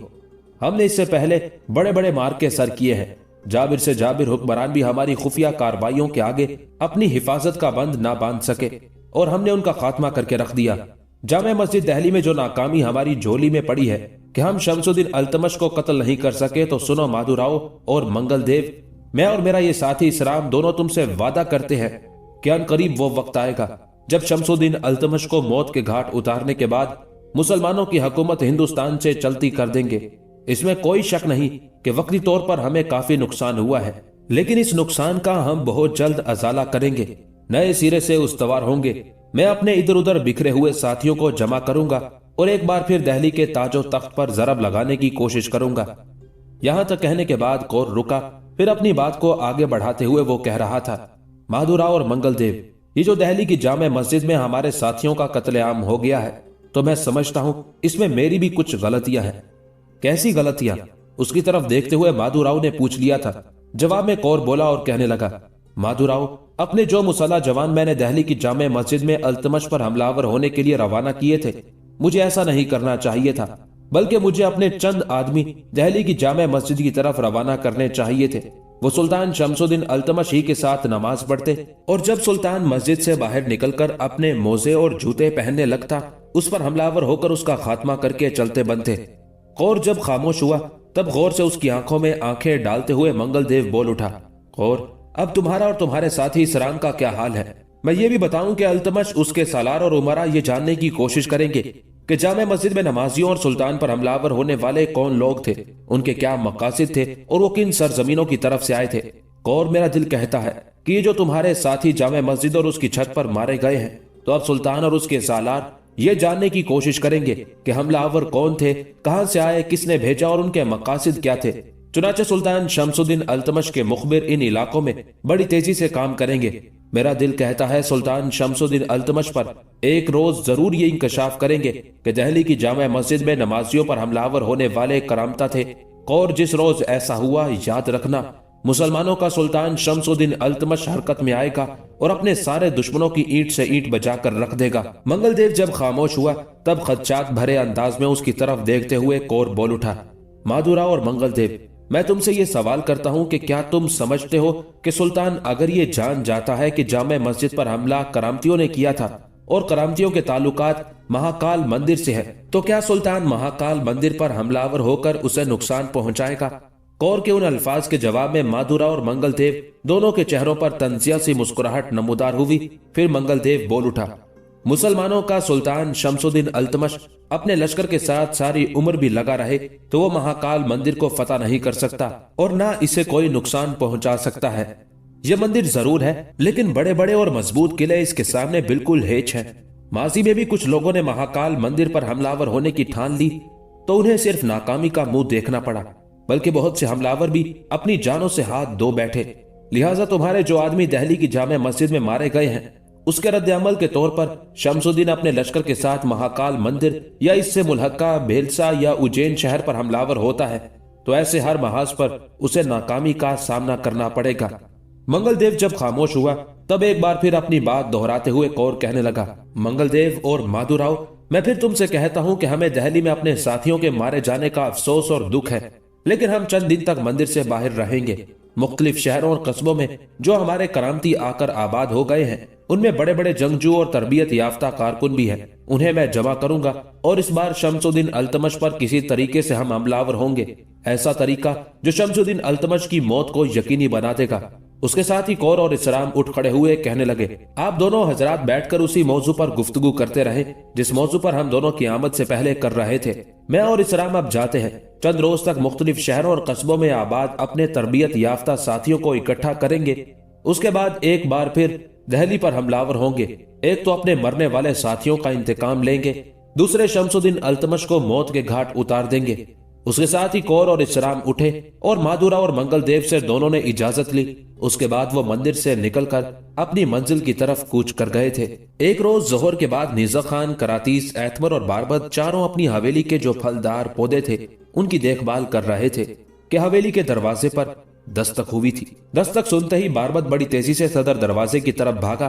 جب اس نے دروازہ کھولا تو دیکھا دروازے پر جمال الدین، اس کی بیوی اسما اور بیٹا قدر خان کھڑے تھے۔ قدر خانہ بالکل تندرست اور صحت مند ہو چکا تھا۔ ان تینوں کو دیکھتے ہوئے باربد نے پورا دروازہ کھول دیا۔ جمال الدین، اسما اور قدر خان تینوں حویلی میں داخل ہوئے۔ دوسری طرف نیزا خان، کراتیس اور ایتمر نے بھی انہیں حویلی میں داخل ہوتے دیکھ لیا تھا، لہٰذا وہ بھی دروازے کی طرف آئے۔ بڑے خوشگوار انداز میں سب ایک دوسرے سے ملے، پھر دیوان خانے کی طرف ہو لیے۔ جب سب دیوان خانے میں بیٹھ گئے تب کچھ دیر تو خاموشی رہی۔ آخر گفتگو کا آغاز جمال الدین نے کیا اور نیزا خان کی طرف دیکھتے ہوئے کہنے لگا، نیزا خان میرے بھائی، کیا قزلق خان یہاں نہیں ہے؟ میں اور میری بیوی اسما اور بیٹا قدر خان پہلے قزلق خان کے مکان کی طرف گئے، لیکن وہاں قفل لگا ہوا تھا۔ قفل سے میں نے اندازہ لگایا کہ وہ یقیناً تم لوگوں ہی کی طرف آیا ہوگا، لہٰذا ہم تینوں سیدھے ادھر آ گئے۔ قبل اس کے نیزا خان بولتا، جمال الدین کے اس سوال کا جواب دیتے ہوئے ایتمر بول اٹھی، بابا، بات یہ ہے کہ قزلق خان تھوڑی دیر تک یہیں تھے، لیکن سلطان شمس الدین التمش نے کسی انتہائی اہم کام کے سلسلے میں آج اپنے سارے سالاروں اور امراء کو طلب کر لیا ہے۔ انہیں کیوں بلایا ہے یہ تو ابھی تک پتہ نہیں چلا۔ آپ کی آمد سے تھوڑی دیر پہلے وہ یہاں سے نکل کر سلطان کی طرف گئے ہیں۔ ایتمر کا جواب سن کر جمال الدین خوش ہو گیا تھا، یہاں تک کہ جمال الدین نے بڑی سنجیدگی میں ایک بار پھر نیزا خان کو مخاطب کر کے کہنا شروع کیا، نیزا خان، میں اور میری بیوی اور بیٹا ایک انتہائی اہم مسئلے پر تم لوگوں سے گفتگو کرنے کے لیے آئے ہیں۔ جمال الدین کے ان الفاظ پر نیزا خان کچھ پریشان اور فکر مند ہو گیا تھا۔ یہی حالت ایتمر، باربد اور کراتیس کی بھی تھی، یہاں تک کہ جمال الدین بولا اور کہنے لگا، نیزا خان، ہمیں پتہ چلا ہے کہ تم میری دونوں بیٹیوں ریان اور لبانہ کے اٹھائے جانے کے بعد ایتمر اور قزلق خان کی شادی کا اہتمام نہیں کر رہے، اور یہ بھی پتہ چلا ہے کہ اس سلسلے میں قزلق خان بھی چاہتا ہے کہ ان دنوں شادی نہ ہو، ریان اور لبانہ کی وجہ سے تاخیر کی جائے۔ اسی بنا پر ہم تینوں پہلے قزلق خان کی رہائش گاہ کی طرف گئے۔ اگر وہ ہمیں وہاں ملتا تو ہم اس کی اور ایتمر کی شادی سے متعلق گفتگو کرتے، چونکہ وہ وہاں نہیں تھا لہٰذا ہم سیدھے ادھر آ گئے۔ میرے بھائی، یہ جو تم نے اور قزلق خان نے فیصلہ کیا ہے کہ ریان اور لبانہ کی وجہ سے جو دکھ اور صدمہ ہمیں پہنچا ہے اس کی وجہ سے فی الحال ایتمر اور قزلق خان کی شادی نہیں ہونی چاہیے، تو میں اسے اختلاف رائے رکھتا ہوں۔ نیزا خان، میرے بھائی، جو ہونا تھا ہو گیا۔ ایک دکھ، ایک غم، ایک کرب تو ہمیں مل گیا، لیکن جو خوشی ہمیں نصیب ہو رہی ہے اس سے ہم اپنے آپ کو کیوں محروم کریں؟ میں چاہتا ہوں بڑی دھوم دھام اور شان و شوکت کے ساتھ قزلق خان اور ایتمر کی شادی کا اہتمام کیا جائے۔ جمال الدین کے ان الفاظ کے جواب میں نیزا خان مسکرایا اور کہنے لگا، جمال الدین، تمہارا کہنا تو درست ہے، لیکن قزلق خان اور ایتمر دونوں نے مل کر یہ فیصلہ کیا ہے کہ یہ شادی بالکل سادگی سے ہوگی، یا یوں جانو جس طرح نکاح ہوتا ہے اسی طرح یہ شادی تکمیل کو پہنچ جائے گی۔ قزلق خان کا کہنا ہے کہ ریان اور لبانہ کے اغوا کی وجہ سے فی الوقت ماحول ایسا نہیں ہے کہ ایتمر کے ساتھ اسے بیاہ دیا جائے۔ نیزا خان کے خاموش ہونے پر جمال الدین پھر بول اٹھا، ایتمر اور قزلق خان کی شادی پر اگر کوئی اعتراض کر سکتا تھا تو وہ میں، میری بیوی اور میرا بیٹا قدر خان تھے۔ جب ہم تینوں آپ لوگوں سے کہہ رہے ہیں کہ ایتمر اور قزلق خان کی شادی کا اہتمام کر دیا جائے تو پھر میرے خیال میں کسی کو اس سلسلے میں اعتراض نہیں ہونا چاہیے۔ جمال الدین کے ان الفاظ کے جواب میں نیزا خان مسکراتے ہوئے کہنے لگا، جمال الدین، میں تمہارے خیالات کی قدر کرتا ہوں، لیکن میرے خیال میں میرے عزیز بھائی، اس سلسلے میں سب سے پہلے قزلق خان سے گفتگو ہونی چاہیے۔ میرے خیال میں اگر تم قزلق خان سے اس موضوع پر خود بات کرو تو وہ ماننے کے لیے تیار ہو جائے گا۔ تم تینوں فی الوقت یہیں رہو، یہاں پر کھانا بھی ہمارے ساتھ کھاؤ گے، اتنی دیر تک قزلق خان بھی لوٹ آئے گا، اس کے بعد اس موضوع پر اس سے گفتگو کریں گے۔